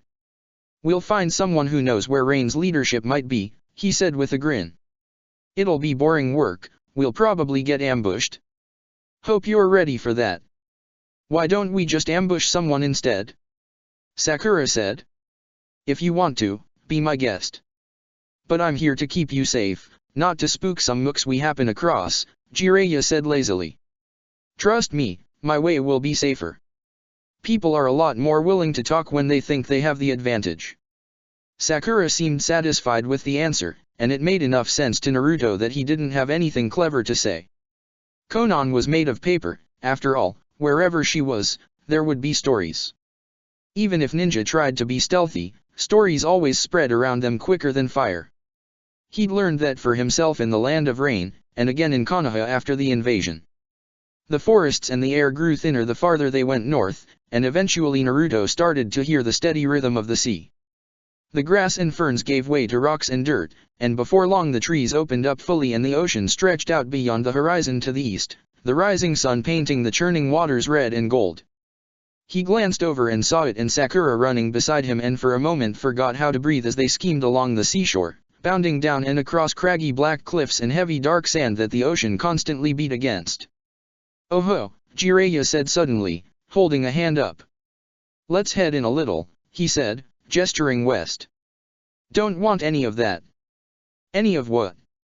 Naruto asked, craning his head and scanning the beach. He couldn't see anyone lying in ambush, no signs of traps, just a half-dozen huge, smooth, and round rocks about 100 feet away, covered in sand and bird poop and lying scattered along the coast. His teammates were equally confused. "You don't see them?" Jiraiya asked, cocking an eyebrow. He wasn't making any attempt to conceal himself, so whatever had worried him wasn't an active danger. He jerked his head towards the rocks, and Naruto frowned. "The rocks," he said, but as Jiraiya turned and started making his way away from the beach he and his teammates followed, pushing into the rocky dunes and grasslands that surrounded them. "There's a reason this place is less developed than the north coast," Jiraiya said as the sound of the ocean receded and whispering grass and shuddering trees replaced it. The wind blowing in off the ocean was fast and cold. "No resorts down here, too dangerous, obviously." "Too dangerous?" Now it was Sasuke that was asking. He'd always been just as curious, but Naruto knew he didn't like to show it. "Because of the rocks." "Are they some kind of creature?" "You're close." Jiraiya smiled. "The Uchiha still do their hunts, right?" "Only for animals that get too close to the village," Sasuke said, Naruto nodding along. He remembered this from when they'd been kids, how Sasuke had been brought on hunts for wild animals, the kind that Chakra had made huge. Dealing with that sort of thing was one of the main reasons ninja had even started existing in the first place, as far as he knew. "Well, boars and tigers are small fry compared to some of what's out there," Jiraiya explained, an amused gleam in his eye. "Those were eggs, island turtle eggs, unless my eye's wrong. Normal turtles will just lay 100 or so and hope that a couple of the kids make it, but island turtles are as big as you'd guess, and territorial. If anyone touched those things, they'd make it everyone's problem." "Like whales?" Naruto asked, remembering an old conversation from a simpler time, and Jiraiya gave him an impressed look. "Like the whales that learned to use chakra." "Hey, look at you. You really are your father's son." "Yeah, like whales," the toad sage said with a grin. "But island turtles don't even need that, they're proper monsters, can grow miles long." He sobered up a little. "It's just as well we stumbled across them and not someone else. If those eggs are messed with, well, it wouldn't help Frost much. Though, I've heard that both Water and Lightning have contracts with some island turtles, so maybe they're safer than you'd think." "They're intelligent, then?" Sasuke asked, and Jiraiya nodded. "Very. The line between chakra-infused animals and what people call summons is a lot thinner than most ninja would admit," he said. Despite his dad's contract with Miyaboku, summons weren't a thing Naruto had ever put much thought into. He'd just accepted that sometimes his dad talked to toads, but never asked why it was just those ones and not any other animal, or other toads, for that matter. Because of that, and because he could tell Sakura was quietly but intensely absorbing everything Jiraiya was saying, Naruto paid full attention as they marched deeper into Frost. Summons, as Jiraiya put it, were creatures that had grown to understand human culture and speak their language, like the toads of Mount Miyaboku, the snakes of Ryokai Cave, or the slugs of Shikotsu Forest. Those were the summons that the Sunin had chosen and grown famous with, but there were dozens of others, all species that had been given sapience by chakra and intermingled with humans through communal living, worship, ritual sacrifice, or simple symbiosis. But they weren't the only animals who were intelligent and had learned ninjutsu. There were creatures like the island turtles, the blue whales of the southern seas, or the feared Baku from the land of demons. However, those creatures wouldn't form contracts with ninja, either because of ancestral grudges or their own pride, and so were mostly ignored, with few daring to try and contact them. So, Naruto eventually said, after Jiraiya had lapsed into a thoughtful silence when he'd finished regaling them with tales of how the Sarutobi clan had lived alongside monkeys and their warrior kings for decades before Konoha had been established. "Isn't that just like ninju?" "Precisely," Jiraiya said. Sakura gave Naruto an admiring look, the first real expression he'd seen out of her all day, and he blushed. "The sage taught all manner of creatures how to use chakra," is how the legend went. The history of Miyaboku goes far enough back that their ancestors may even have been uplifted by him, for lack of a better word. "Well, it didn't work out in the same way ninjutsu did then," Sakura noted. "Considering how many dangerous animals there are out there." "They were infected in the same way humans were," Jiraiya said, "though maybe in a more primal sense. An animal glutted on chakra could grow to huge size, and outcompete their neighbors. So you're right that they had the same principles as ninja in that way, Sakura. But humans don't get big because of chakra. How come animals do?" Naruto asked, and Jiraiya shrugged. "Some humans can, though they're uncommon, obviously. Others can use it as a technique, like the Akimichi. It's definitely not as often seen as it is among other animals. If you could figure out why, you'd be solving a question that's been asked for 1,000 years, he said. Anyway, the ninja comparison is good. Harmony with others comes from understanding, and being able to speak to animals makes dealing equitably with them beyond husbandry possible. It's no wonder the sage tried it out, even if it ended up being an even more incomplete experiment than the rest." "Were there a lot of those?" Sakura asked. "Incomplete experiments?" "Tons," Jiraiya confirmed. "There's traces of the six paths all across the world, old legends, tools, and half-finished work left behind, temples erected in his wake. That may be part of why we're here, actually." "In Frost?" Sakura asked. "Does it have many temples?" "No, not quite like that. But the Land of Lightning does," Jiraiya said. His tone was mild, but Naruto could detect a bit of derision under it. "Part of why lightning has expanded so aggressively over the last century is because there's a significant number of people, ninja or not, that believe the country was a direct inheritor of the six paths. Most people may not know exactly what that is, but people will believe in anything if it justifies giving them more power." "Are they?" Naruto asked. "No. But a lot of relics of the sage have made their way into the government or Cloud's hands," Jiraiya said. "Due to those old cults, or probably as war trophies.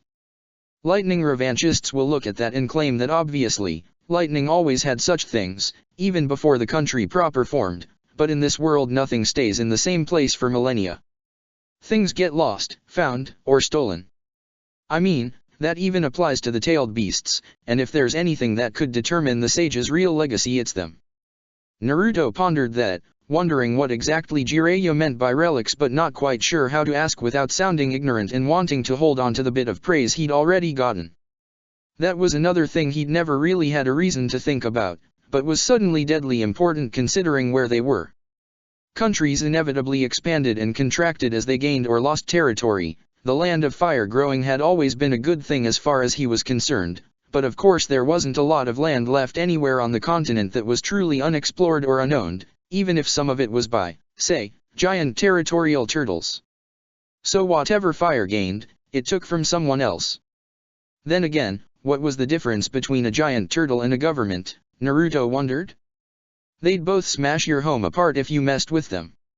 He wandered off on that line of thought for some time, listening but not speaking as Jiraiya, Sasuke, and Sakura talked about lightning's expansions and what it meant for Frost.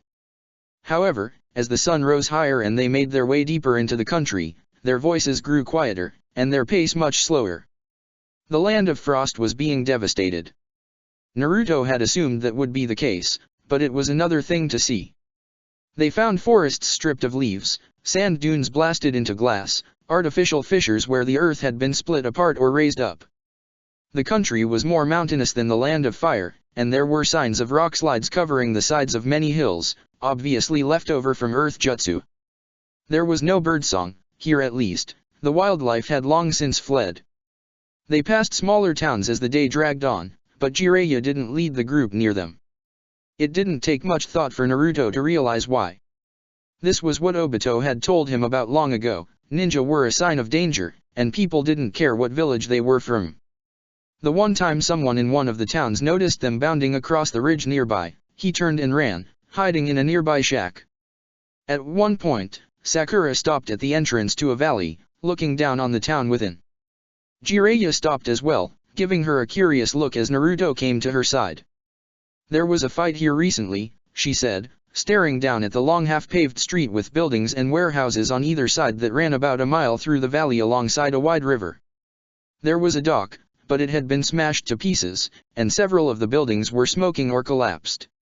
"Yeah, but it's over now," Jiraiya said. "We should go help them. There were people down there, cleaning up rubble." Naruto saw one digging through the ruins of a home with frantic energy, their desperation obvious despite the distance. "If we do, we'll just make them a target again," Jiraiya said. "Battles like this don't happen because one side felt like picking on civilians. There were ninja here, from mist or cloud or rain or somewhere else, and someone found them and attacked before they could get away. If we try to help, in all likelihood we'll just make it worse." They were terrible and cynical words, but Naruto couldn't help but think Jiraiya was speaking from personal experience.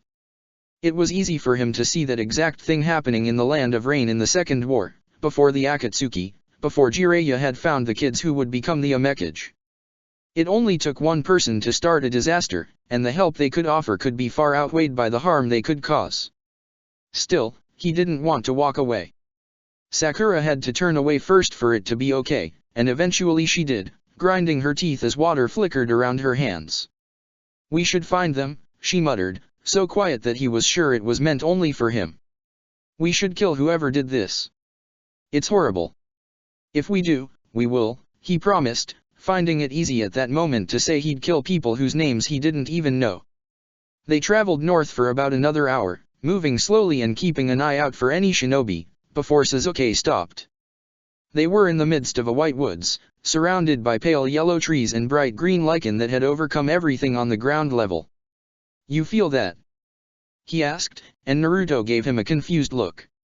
Sakura looked just as perplexed, but after a moment she slowly removed a knife from her vest. Jiraiya stood up straight, nipping his wrist and summoning a toad in the blink of an eye. It was a little yellow thing the same color as the trees, and it sat in his hand smoking a cigar that was way too big for it. "Up," it said after a moment, as if it could read Jiraiya's mind. "They're coming fast. You should probably run." "Thanks," he said, and dismissed it in a puff of smoke just as quickly as he'd summoned it. He sighed and sat down. "You've got good instincts, Sasuke. Wanna make yourself look non-threatening?" "I'm good," Sasuke said shortly, and now Naruto could feel what his friend had. His neck prickled and his hair stood on end as the overwhelming feeling of being watched coursing through him, and he smelled distant ozone. Someone, or a couple of someones, was channeling chakra and coming right for them at speed. Some kind of sensor had picked them up and was going to check them out. Naruto decided he was good too and stayed standing, putting his back to Sakura and Sasuke as they formed a triangle around Jiraiya. His hands itched, chakra rushing to them in preparation for ninjutsu, but he tried to keep his breathing even and calm. They were hoping to talk, not fight. He spared a glance for his friends. Sasuke was tense, but not too much. But Sakura, she was calm, he saw. Calm like an undisturbed pond, he couldn't sense a hint of chakra or intent from her. Of them all, even Jiraiya, she was by the far the best at controlling herself. All at once, the sensation stopped, the forest went still. Whoever had been approaching had suddenly concealed their presence. It probably would have worked on ninja who had been through less, Naruto thought. Whoever had found them out was good, and dangerous for it. Jiraiya called out from his seated position, leaning back on both his hands in a supremely unconcerned pose. "We're not looking for trouble," he said, his booming voice projecting throughout the forest. "So if you are, I recommend you just turn around and save yourself the hassle." There wasn't an immediate response, and Team 7 tightened their formation. Naruto scanned the tree line, but couldn't pick out anything in particular. Then a man stepped out of a tree about 20 feet away, melting out of it without a sound. It was a pretty cool jutsu, Naruto had to admit, but he was mostly too busy shifting to put himself between Jiraiya and the ninja to admire it. "That seems unlikely," the ninja called out. He was a severe-looking man with spiky gray hair and a blue turtleneck, and wore a headband of the hidden mist. One of his eyes was covered by a utilitarian black eye patch, a coincidental mirroring of Jiraiya. As he revealed himself, Naruto became aware of other shinobi, 5 or 6, he was pretty sure, in the trees and the ground around them. The mist team had surrounded them, but were waiting to move in until their apparent leader made the decision. It's not every day a Sannin wanders into a contested country. "Oh my," Jiraiya drawled. "But what are the chances that two celebrities like us meet? It's no wonder you found us, Iztila Ao." It wasn't a name Naruto or his friends had ever heard, but Ao frowned and tensed up. The atmosphere grew thicker, and Naruto got ready for a fight. "Come on now," Jiraiya said, still completely unconcerned. "I'm not with Konoha anymore, and neither are these cute little ninja." He sat up straighter, gesturing at them with one hand. "Look closely. Does that look like a leaf he tied to you?" The man glared at them, veins crawling out around his temple near his eye patch. It only took Naruto a second to realize what was happening, and what exactly the man's name meant. There was an eye under that eye patch, it just wasn't originally his. "Rain," he muttered. "You three, you're the Hokage's son, and his teammates, aren't you?" He stared at Naruto, who did his best to meet the older man's terrifically intimidating gaze. "Naruto Namikaze. What are you doing here?" "We're here to join the war," Naruto called back, doing his best to keep his cool. "We know Rain's here somewhere, but when everything started we were recaptured by the leaf. We're here to help our village." Ao raised an eyebrow. "You're helping them escape the leaf?" he asked Jiraiya, who shrugged. "I have friends on every side of this war, except Clouds. If Konoha's not going to contribute, I figured I'd help whoever would." He stood up, dusting himself off, and Naruto couldn't help but find it funny that innocuous action was what made Ao tense up the most. Jiraiya really was a legend, even if most of their experience with him discussing strange ancient philosophies made it easy to forget. "So I'm shepherding them to their allies. I figured it was the least I could do. This is some good fortune for the both of us, you know." "How would you imagine that?" Ao asked, crossing his arms. Jiraiya smiled magnanimously. "You're a well-informed guy, I'm sure. You probably have a clue where Rain's main force is active right now," he said, spreading his arms in the opposite of Ao's pose.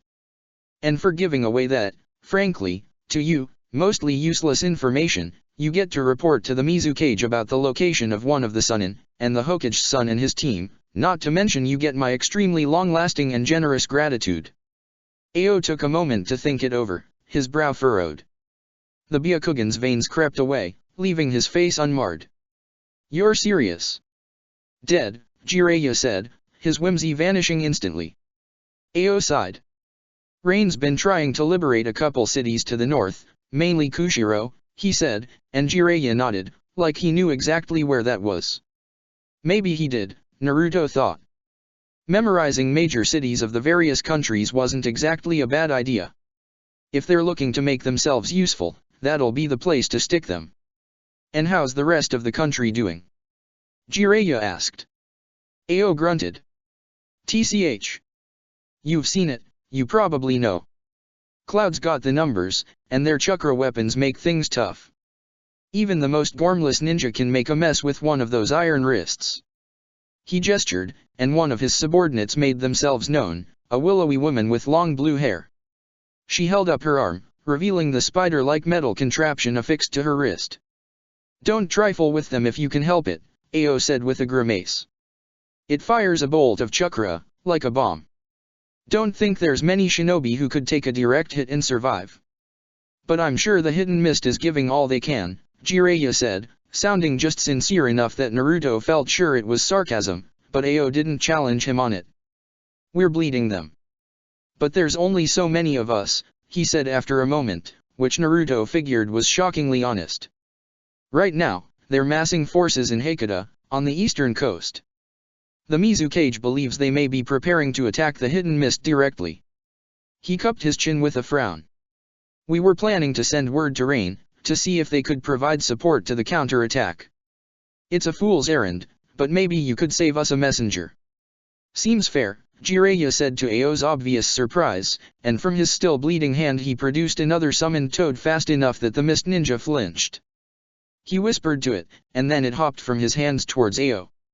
Give him the Mizukage's exact words, and he'll see they find the Omekage's ears, he said, and Ao bent down and picked up the toad with a vaguely disgusted frown. Though of course, I'll pass on the message myself as well. That's appreciated, Ao said, so obviously off balance that Naruto almost laughed. He seemed ready to vanish into the woods, but Sakura spoke up before he could disappear.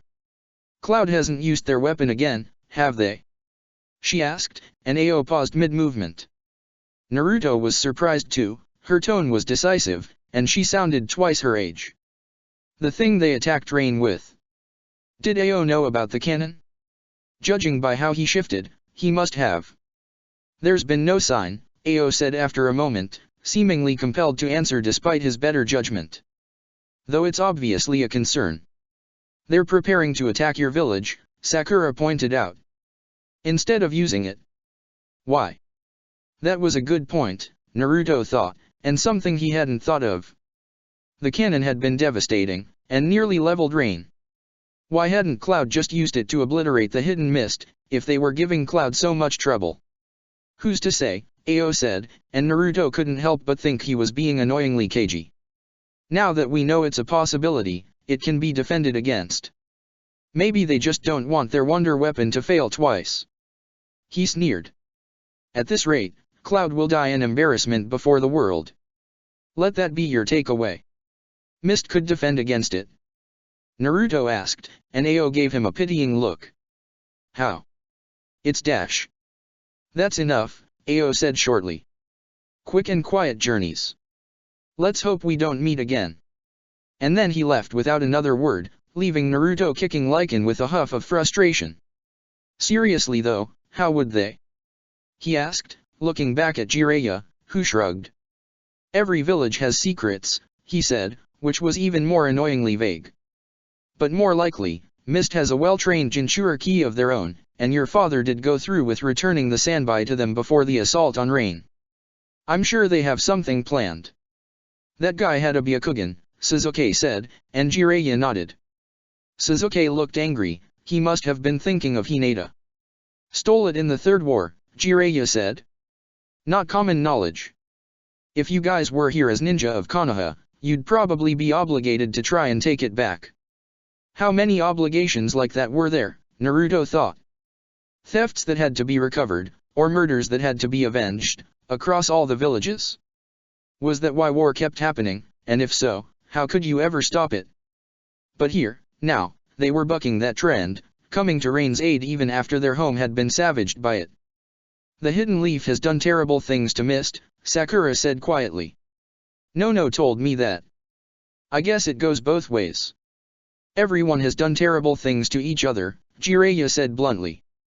There's not a village or country in the world that hasn't committed a crime against Konoha at this point, or vice versa. No point in dwelling on it here. Sakura didn't seem to have an answer to that despite her cold confidence, and so Team 7 continued north in quiet contemplation. When the sun set, they made camp in an empty creek that had been dammed by explosives. In the night, there were distant crashes, and a scream, but no one approached. Team 7 slept in shifts, Naruto taking the last, and it was difficult for him to accept both the beautiful sunrise that peered over the mountains to the east and the surety that people had died nearby in the middle of the night. They had a breakfast of jerky and vitamins and stale water from their canteens, and then were off again. The farther north they went, the thicker the air grew, filled with the smell of ozone and blood. Battles had been fought across the land of frost, but they were the hardest fought in the north, and the signs of it were everywhere: devastated landscapes, gutted towns, and the occasional corpse.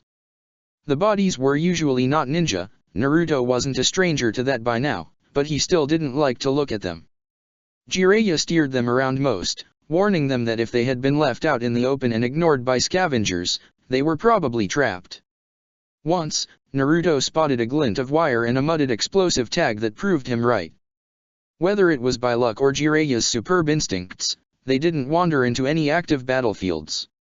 The lack of life made the whole country seem dead or abandoned, but being creeped out was definitely better than being attacked by Cloud Ninja. They crossed a high mountain ridge and a wide raging river, ate a short lunch on the go, and the sun was past its apex and heading west when Jiraiya stopped and pointed up. "That's new," he said, and Naruto squinted, following Jiraiya's finger. There was something up in the sky, he saw after a second, concealed by the setting sun and the low dark clouds that drifted across frost on the chill wind.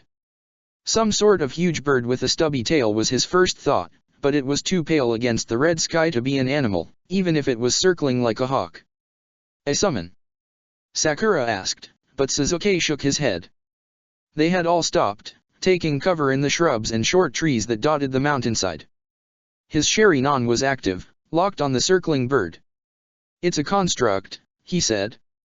"Looks like we found rain." "Well, that's some good luck then," Jiraiya said.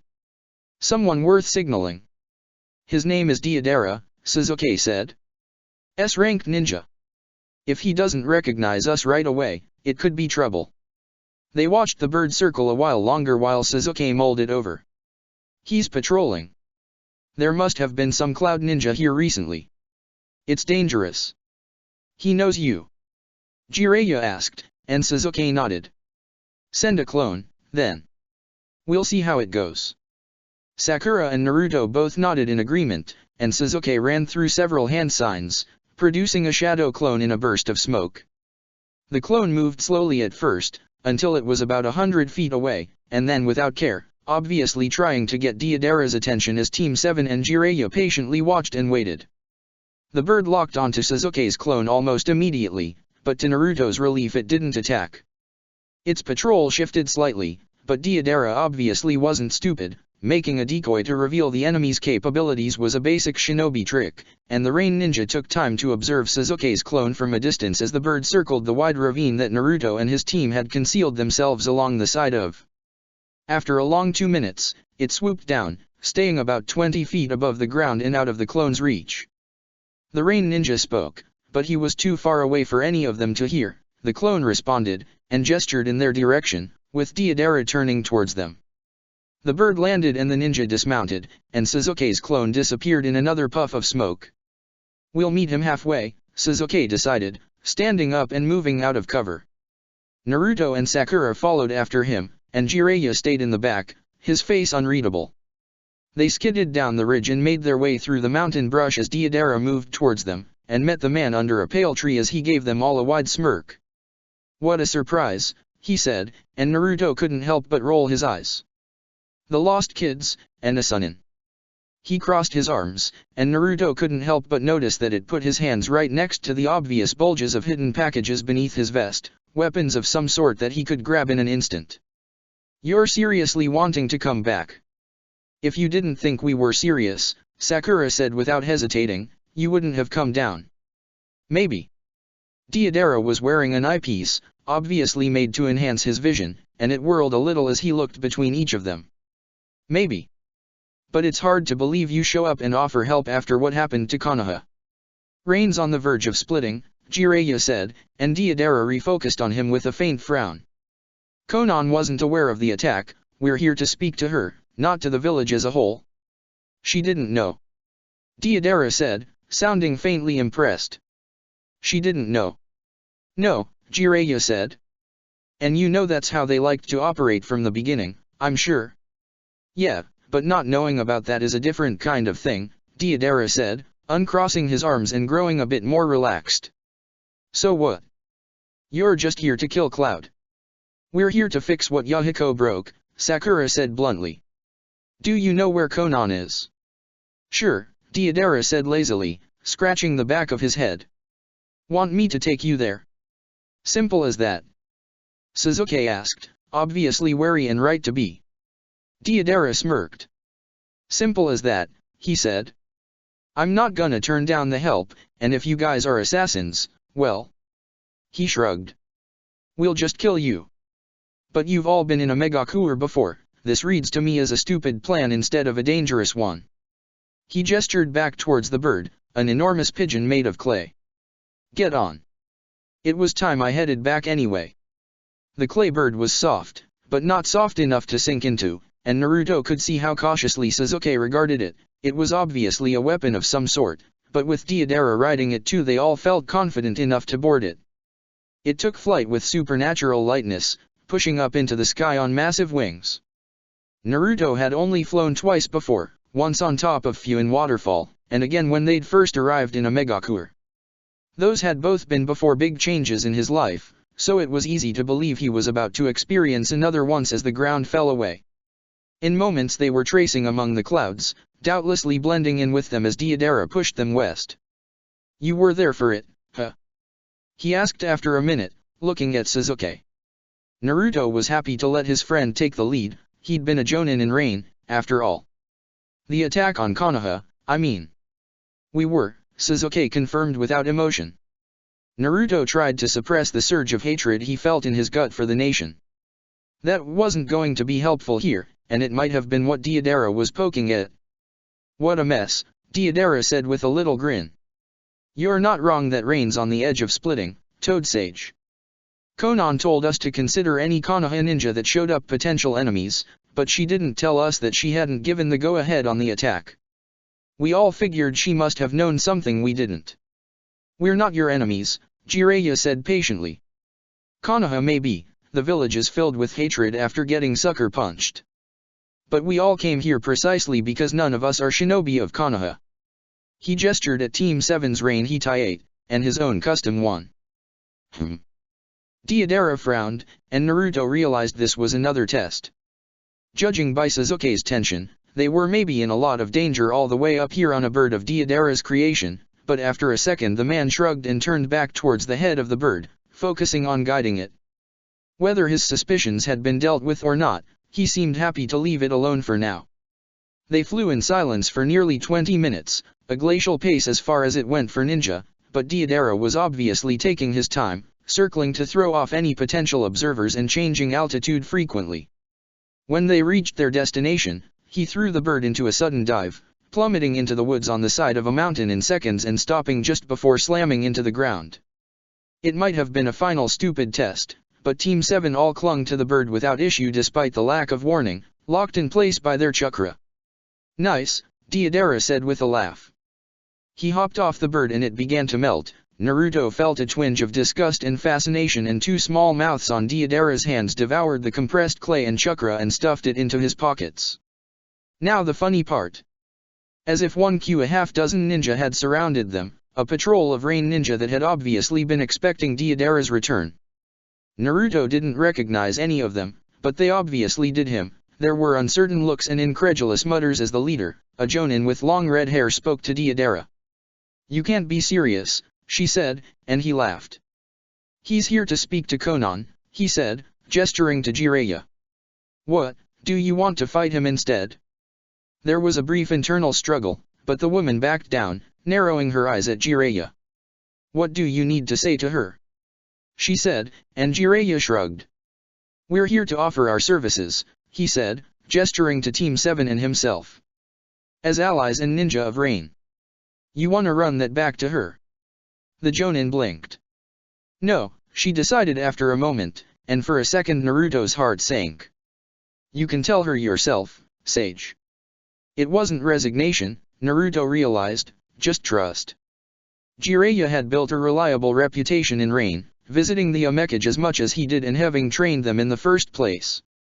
They couldn't have known he'd been in a megacour just a few days before helping his dad try to kill Yahiko. To them, Jiraiya visiting his students was normal. "Lead the way, then," Jiraiya said with a mock bow, and Team 7 followed silently behind him as the jonin did just that. They wound through the woods and into a concealed cave, burrowing under the mountain. It wasn't the best location for a camp, Naruto thought.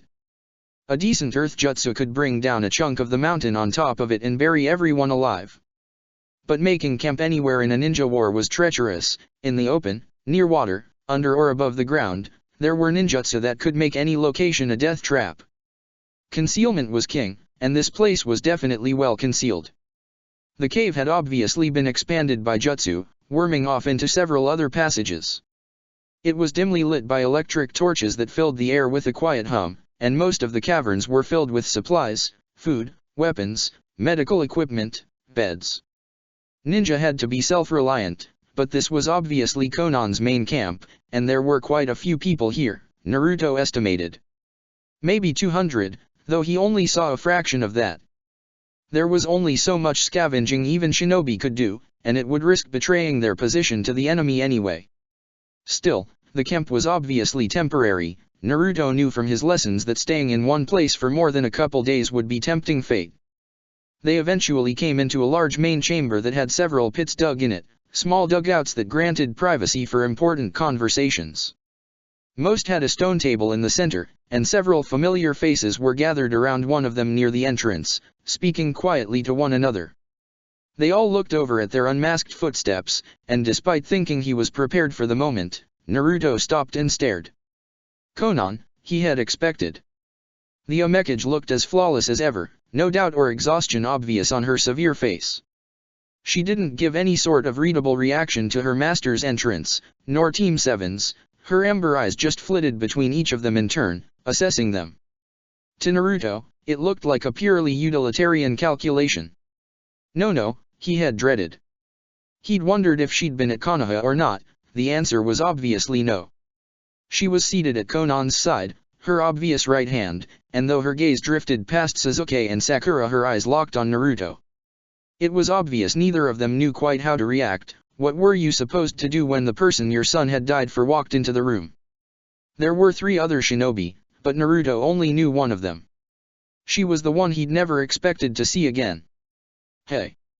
Fu said, jumping to her feet and rushing over. Naruto, Sakura, Sasuke. What are you doing here? Fu, Conan said mildly, and she stopped short of jumping the 3 of them. Hold on for a moment. She stood up, followed by everyone else at the table, and stepped out of the pit. Sensei. Good to see you. And you, Conan, Jiraiya said respectfully. Quite the setup you've got here. It's enough, Conan said. Why are you here? To help. Fu was starting to hop from one foot to the other, but Jiraiya barely seemed to notice her. We're here to do as individuals what the villages cannot. Conan frowned. Even after what Yahiko did. She said, brutally straightforward. Sakura stepped forward, all of her razor focus falling on the Omekage, and Naruto saw her stiffen. That doesn't matter right now, Sakura said, and Conan turned all her attention to her. We're here to deal with the real enemy, Cloud. If we let ourselves get pulled in circles like everyone else, they'll get away with what they did. I can't accept that. Conan looked at Naruto and Sasuke. And you too, she said, and they both nodded. Sasuke didn't feel the need to justify himself, but Naruto spoke up. My mom got really hurt, he said, and Conan grimaced. She might still die. But we all figured that if Rain and Leaf keep fighting, more people important to all of us are just going to keep dying for no good reason. He forced out something between a sigh and a laugh. So, the best thing we can do is come here. Cloud's the one that... He grunted, unable to quite get it out, but he saw that Nono understood what he was trying to say. So that's that, he finished, and Conan nodded. That's that, she said quietly. Okay. Well, you're all welcome here, then. She gestured to the table. You can join if you'd like, Sensei. We're discussing an upcoming operation. That's appreciated, Jiraiya said. As he stepped forward, Fu rushed past him. She threw her arms wide and jumped onto Naruto, Sasuke, and Sakura, drawing them all into a crushing hug in the same movement. I can't believe you're here, she said, grinning from ear to ear. She looked healthy and happy and whole, and Naruto felt a bit of the hatred that had gunked up his insides for the last few weeks dissolve and melt away. And you guys are all okay? I was worried when I heard what happened with Waterfall and Omegakure. That must have been crazy. It wasn't great, he said. We can't believe you're here either. After what happened with Itake. Oh, yeah. Fu said, pulling back with a laugh. Don't worry, I barely remember that year, it's all a blur. She stuck her tongue out. I missed my birthday, but it was never that exciting anyway. But ever since Waterfall agreed I could fight with the nation, it's been great. I've seen so much, you guys. New towns and mountains and the ocean. Her eyes were sparkling. It's huge. People told me it was big, but it goes way beyond the horizon. And it's deep. I swam for like 10 minutes and still didn't find the bottom. Naruto couldn't help but laugh, and he heard Sasuke let out a chuckle as well. Sakura was the only one who still seemed stuck, staring at Fu like she couldn't understand why she was here. The bubbly girl didn't seem to mind, just grinning at each of them and obviously delighted to have found her first friends once more. It felt like they had grown up and she hadn't, and that might have been the case if she really had missed a whole year of her life. So you've been helping out here? Sasuke asked, and Fu nodded enthusiastically. She headed back towards the pit, grabbing by the seat by the corner as the adults discussed the war. How has it been? It's been interesting, Fu said, her demeanor getting a little more sober but still overflowing with brightness. I've never been in a war before, it's scary sometimes, but Conan's a genius. We've been fighting Cloud up and down the country. There's a lot more of them than there are of us, but she's always picked out their weak points every time. Right now she gestured back at Conan, who gave her a polite smile. We're figuring out how to take out one of their big supply depots. It's over in this town called Kushiro, it's as big as Waterfall, but there are tons of them throughout the country. It's crazy. A supply depot? Sakura asked, and Fu grinned at her. Yeah, like this one really, she said. But Cloud has some crazy technique that's been a real pain to deal with. We've gotta carry or fly our food and stuff in the old-fashioned way, or use summoning, but they can just teleport stuff anywhere they need. Weapons, tools, food, pop. She clapped her hands together. It just appears where they need it. We want to get into the depot and get a look at the place before Cloud can clean it up to get an idea of what kinda jutsu it is, so we can maybe counter it. That place has been keeping basically the whole northern part of the country supplied for them, so it'd be a big deal if we could pull it off. Sounds like a turning point, Sakura said. Exactly. Fu said, humming for a moment. It's a big turning point, so you guys turned up at the perfect time. You're all really strong, I bet Conan would love to have you along. Naruto took that as a given, but Sasuke raised an eyebrow. What makes you say that? He said, but Fu just giggled. I can tell, duh, she said. I mean, maybe other people couldn't, but I've always been good at judging people, you know. When we first met you all knew what you were doing, but you're top-class ninja now. She smirked and stuck out her fist. Like me. You might not be Jinchuriki, but it looks like you don't need it. Naruto laughed and bumped Fu's fist, and there was a small shock between them. She jerked back with a look of surprise, and then joy. Told ya. She said, fist-bumping Sasuke and Sakura as well. They apparently felt the same shock. Sasuke looked at his hand suspiciously. This is gonna be great.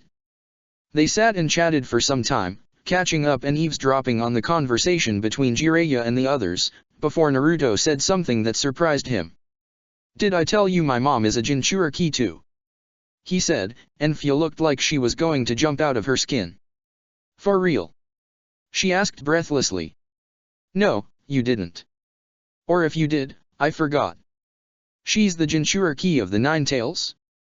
That's the one Konoha has, right? Yeah, Naruto said. Did Waterfall tell you that? Fu nodded vigorously. They always said I might have to fight the Nine Tails one day, she said, but that's obviously not gonna happen now, since we're teaming up and all. It's super strong, right? Your mom must be amazing to hold it. She is, Naruto said quietly, wondering why he was going down this road. He glanced back at Nono and Conan took a deep breath, making his decision. She started talking to it recently. Her seal got really damaged in the invasion, badly enough that it basically took over her body for a bit. Since then. Wow, that's pretty bad, Fu said. Though I guess that basically happened to me with Itaki and Kakuzu, they messed up my seal a lot during that invasion. It wasn't great, Naruto said frankly. But Fu, the Nine Tails told her all sorts of things, her and our sensei. It told my mom it had a name, and that it had been created by the Sage of Six Paths. All kinds of crazy things. Fu paused, watching him but seeming like she wasn't paying attention for a moment. What name did it say? She eventually asked, seemingly honestly curious. Kurama. Huh. She leaned back, pondering for a second. So it's like Komei, then. A second passed. 2. Naruto blinked. Huh. Oh, yeah, I never told you Komei's name, Fu said after a second, looking embarrassed. They were all staring at her, and for the first time she fidgeted under the attention. That's the Nanabe. She told me her name like, a couple years ago, when I was figuring out how to use her chakra better. We talk sometimes. You talk sometimes. Naruto furiously whispered, and Fu nodded, bending in to hear him. Yeah. I mean, my seal wasn't messed up, but Waterfall really wanted me to start pulling out more Baijuyo chakra a couple years ago. So I did, but I kinda went into a coma for a while because there was too much of it. They were worried I was gonna die. They probably would have made another Jinchuriki if I'd been out too long. She whispered cheerfully. But while I was asleep, I met Komei for real for the first time. We talked about what I was doing, and I thought she was just gonna eat me or something, but she said she wanted to see how much I could handle.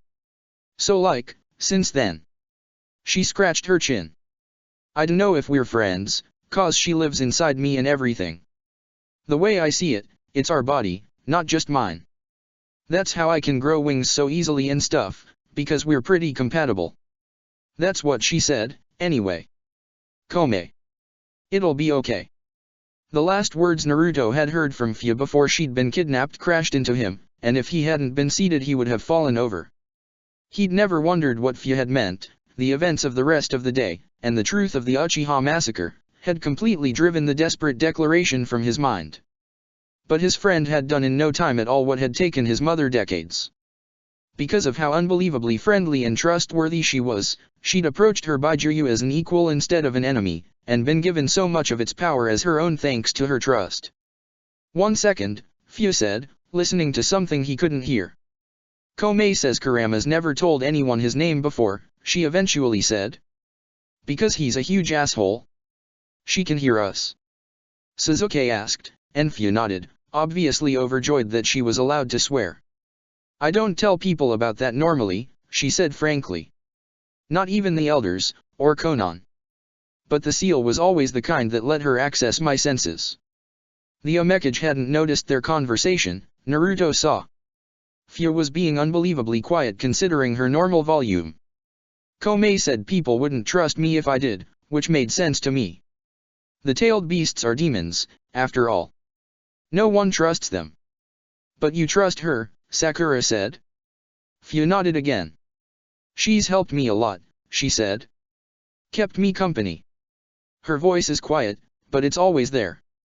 By now I don't remember living without it. She shifted her suddenly intense gaze to Naruto. I guess that's what it's like for your mom now. But if she's been living without that connection before. She's doing her best, Naruto said, desperately missing her. She's even trying to befriend the Kyuubi Kurama. But even if I can't hear what he says, I can tell that. He laughed.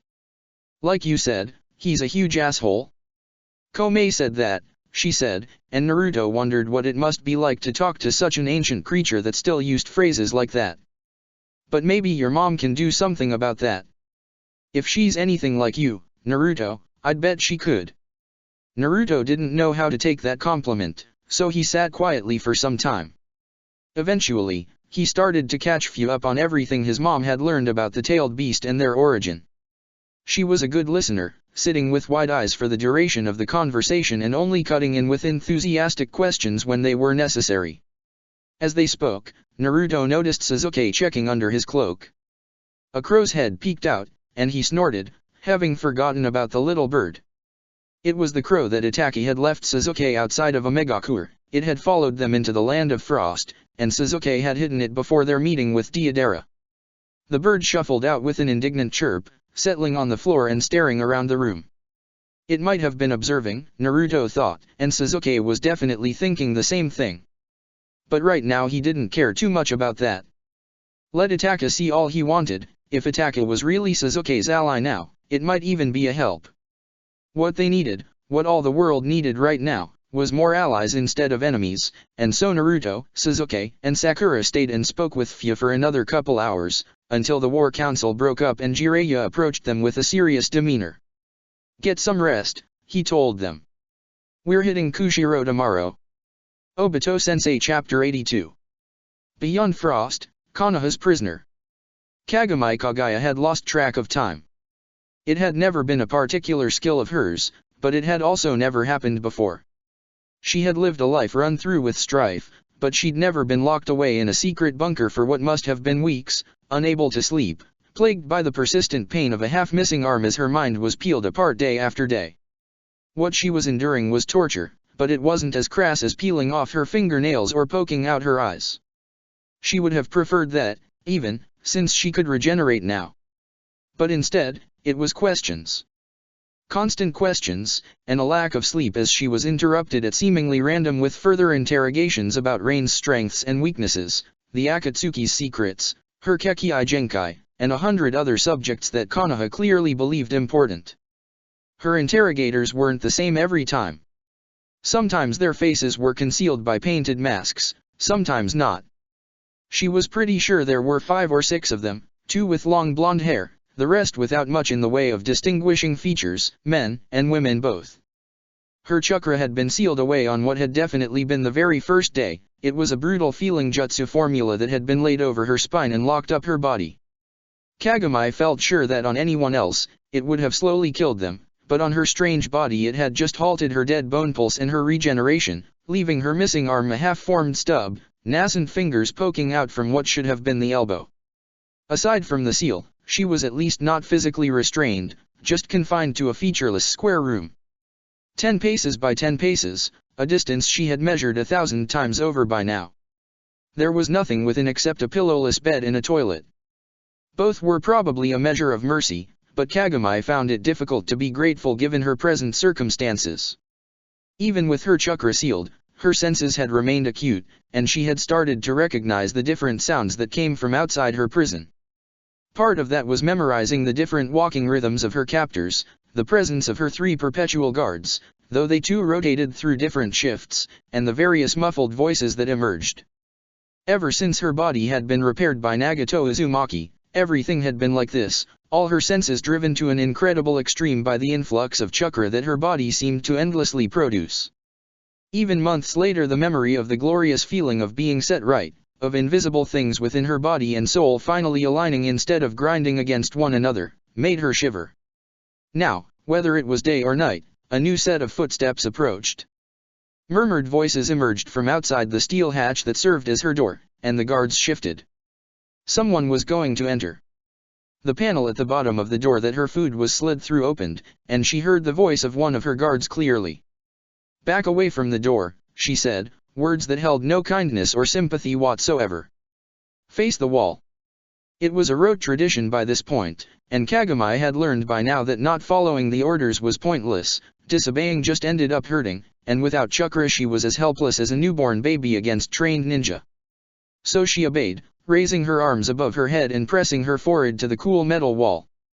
The door slid open with just the faintest sound, and 2 people entered before it closed. "Turn around." The same voice. When she did, Kagami hiccuped in surprise. One of the ninja that had entered was one of her guards, a woman with purple hair whose face was concealed by a black ops mask. The other was Obito Uchiha. She had never seen the famous ninja face to face, but every member of the assault force had been shown pictures of him when they'd been given instructions to radio to his designated assassination squad if he appeared. A stolid man with short dark hair and a long straight scar from below his left eye to his chin, he was unmistakable, though one of his eyes was covered by a medical patch. He did not look like the living legend that he was, but Kagami still felt an instinctive shiver run down her spine. He glanced over at the guard. "You can leave," he said, and the ninja bowed. "I'm sure I'll be fine." The guard left without a word, and Kagami stood there without a clue why the famous Uchiha could have come to visit her. "Take a seat," he said, gesturing at the bed before he crossed his arms and leaned back against the wall. "I'm not here to interrogate you." "I find that hard to believe," she said, trying to stay neutral but feeling some of her old bitterness rearing up. This man was the polar opposite of her, blessed from birth with power beyond human understanding. The Uchiha clan's Sharingan certainly didn't bring the kind of madness that the Kagaya's Shikatsu Myaku had. Nonetheless, she sat down, resting her half-formed arm against her side. Obito eyed it with some curiosity, but didn't comment on it. "We have people for that," he said, and Kagami huffed. "I'm sure you are well acquainted with them by now. I'm just here to have a conversation with you." "And if I don't want to talk?" Kagami asked, and Obito shrugged. "Then I'll leave. It's a personal curiosity, nothing more. Only someone as high up as him in the village hierarchy could speak with a prisoner like her out of personal curiosity." Kagami felt a spiteful yearning to throw the offer in his face, but the feeling was fleeting and buried by a crushing loneliness. She hadn't spoken to someone for a long time, she'd answered questions and had her mind probed, but that wasn't the same as a conversation. And beyond that, her family was dead, even Kimimaro was gone, and in all likelihood she would never return to her spacious new home in Rain. After a taste of power, she had returned to being nothing and no one, a curiosity to be bandied between the villages. In that reality, getting on the good side of someone like Obito Uchiha wasn't a bad idea. "Fine. But if you are going to ask questions, I want to ask questions too," she said. The Uchiha shrugged once more. "That's fine, I can answer within reason," he said, and they both knew what he meant. Still, Kagami found herself struggling to find what she should say next. She ended up going with her first, and probably not best, instinct. "You're Naruto's sensei, right?" she said, and the question surprised him. "Or were, before he went to Omegakure." "I was and am," he said, eyeing her suspiciously. "He and his team were my first students. Them running off wasn't exactly what I had planned, but it worked out for the best. So it was a mission for them to defect?" Kagami asked, remembering everything she'd said to Naruto when they'd first met. "He was a leaf ninja the whole time. It's complicated for them all," Obito said bluntly. "Naruto said he knew you, but he didn't elaborate much." "He saved my life," Kagami said, meeting bluntness with bluntness. "Even after I had given up on living." She clutched at her incomplete arm. "I don't regret joining up with Rain. Nagato fixed me, fully awakened the clan's power within me. Becoming one of his ninja was the least I could do to show my gratitude. But coming here to kill Naruto's mother, I feel like I should apologize to him. It wasn't fair." "I'll pass that along," Obito said. She couldn't tell if he was being sarcastic. "If it's any consolation, you didn't succeed." "He really does have good luck then," Kagami said. "I didn't think anyone could kill Kimimaro. Kushina Uzumaki, she really was some kind of monster." "Kushina's lovely." "The Kyuubi's not," Obito said, and Kagami sensed that she'd hit a nerve and instinctively retreated from the topic. "I don't know if Naruto would agree with you about his luck, considering how many disasters he's been at the center of." "He's survived every one of them," Kagami said quietly.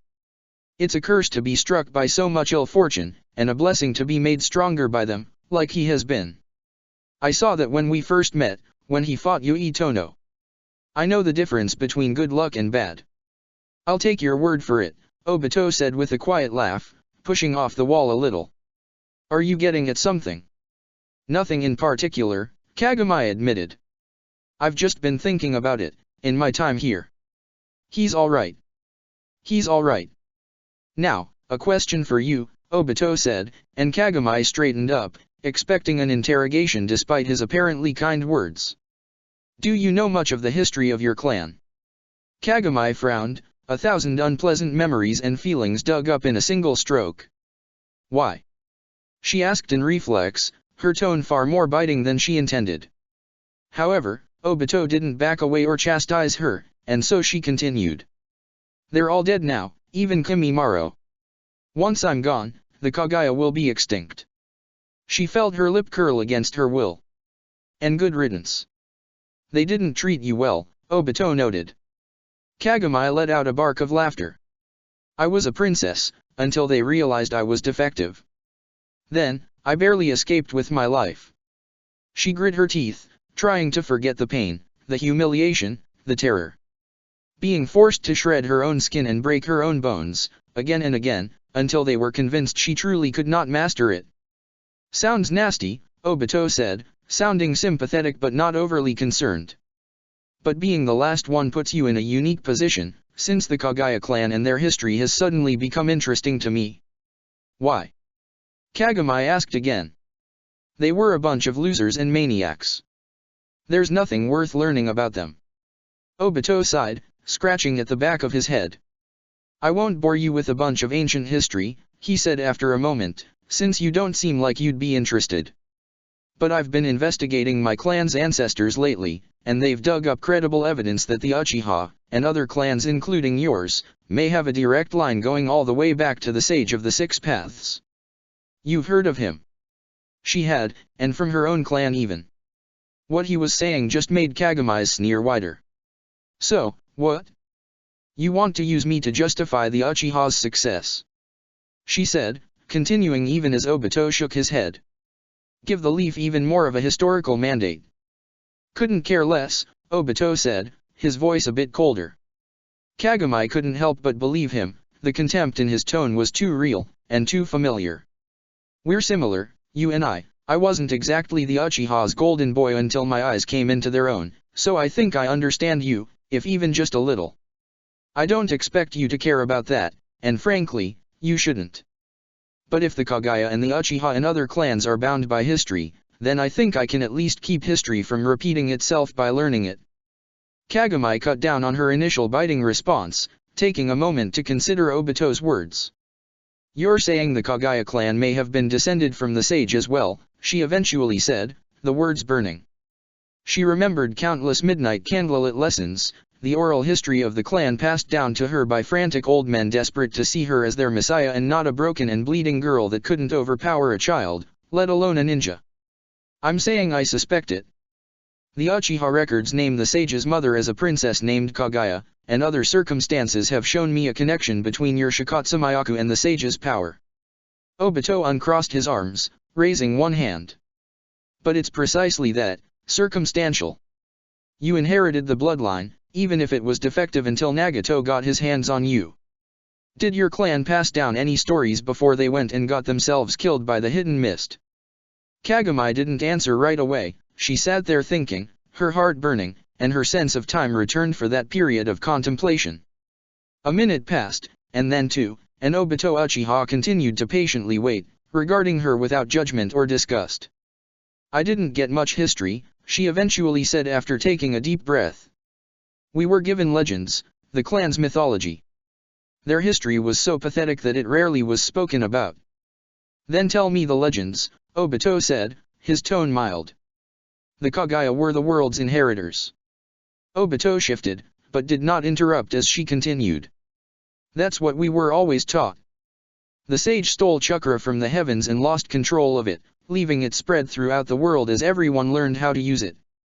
The clan's elders called other ninja thieves that had stolen the heavenly bounty without understanding its power. They considered the Shikatsumayaku a divine right that had survived in Kaguya blood, despite the impurities of humanity. So anyone that was born with it, even me at first, was venerated as a living god, and proof of the mandate to reclaim the world from thieves and vermin. When Obito still did not interrupt, Kagami continued, the old unspoken words rushing out of her like bile. The sage didn't have a mother in any of those stories, the only role of Kaguya women was to bear children in the hopes that one of them would manifest the bloodline. If you didn't, your blood was obviously too impure. My mother died giving birth to me, but that was taken as an omen when I showed the signs of the Shikatsumayaku, that her blood had been sacrificed to empower me. I had been blessed by the sage, given holy bones and sacred blood, and avoided the curse of the Shodai cage, but of course.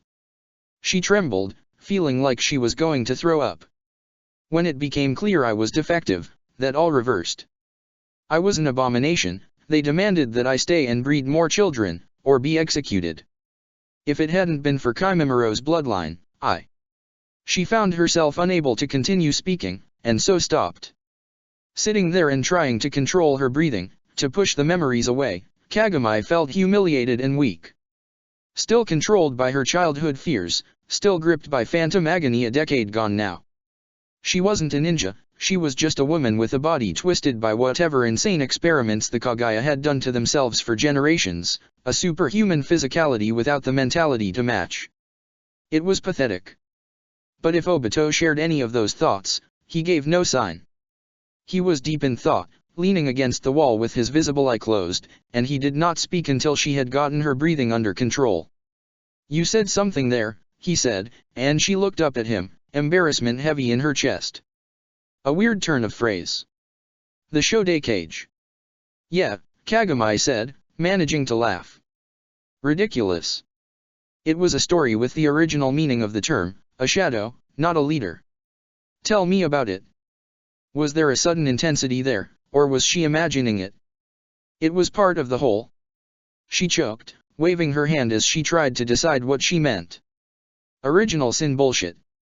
The shadow came before the hidden villages, which made the modern cage just another kind of thief, since they were stealing its thing. That was how the Kaguya saw everything. It was the personification of people being unable to control chakra, a darkness that stole anyone that tried to master the heavens' powers without permission. Anything bad that ever happened to the clan, a raid gone wrong, a disease outbreak, a hangover, they blamed the first shadow. It was. She paused again, blowing out a breath. You know, an excuse. An excuse for bad luck or bad behavior or just plain stupidity. The sage ascended into the heavens after humanity failed, but the light he cast left behind an everlasting shadow. That kind of nonsense. When I started traveling, I realized that everyone has something like that, a demon or a spirit or a people or a nation to blame all their troubles on. Obito didn't say anything, and Kagami looked over at him, truly trying to read him for the first time since her emotions had carried her away. He was standing stock still, eye staring straight ahead. His face was pale. "What?" she asked, and he blew out a short breath. "You look, what, there's not something like that in your clan shit too, is there?" "No," he said abruptly, pushing off the wall. "I might come back to talk to you later. Thanks for your time." "Wait," Kagami said, and Obito actually stopped. "Wait. I don't." She hesitated. "I don't want to be alone anymore. Can you get me out of here?" Obito stared at her. "You tried to unleash the nine tails on the village," he said, and Kagami suddenly understood how personal that was to him. "Frankly, it's a miracle you're still alive." She wilted. "I understand," she muttered after a moment. "My apologies."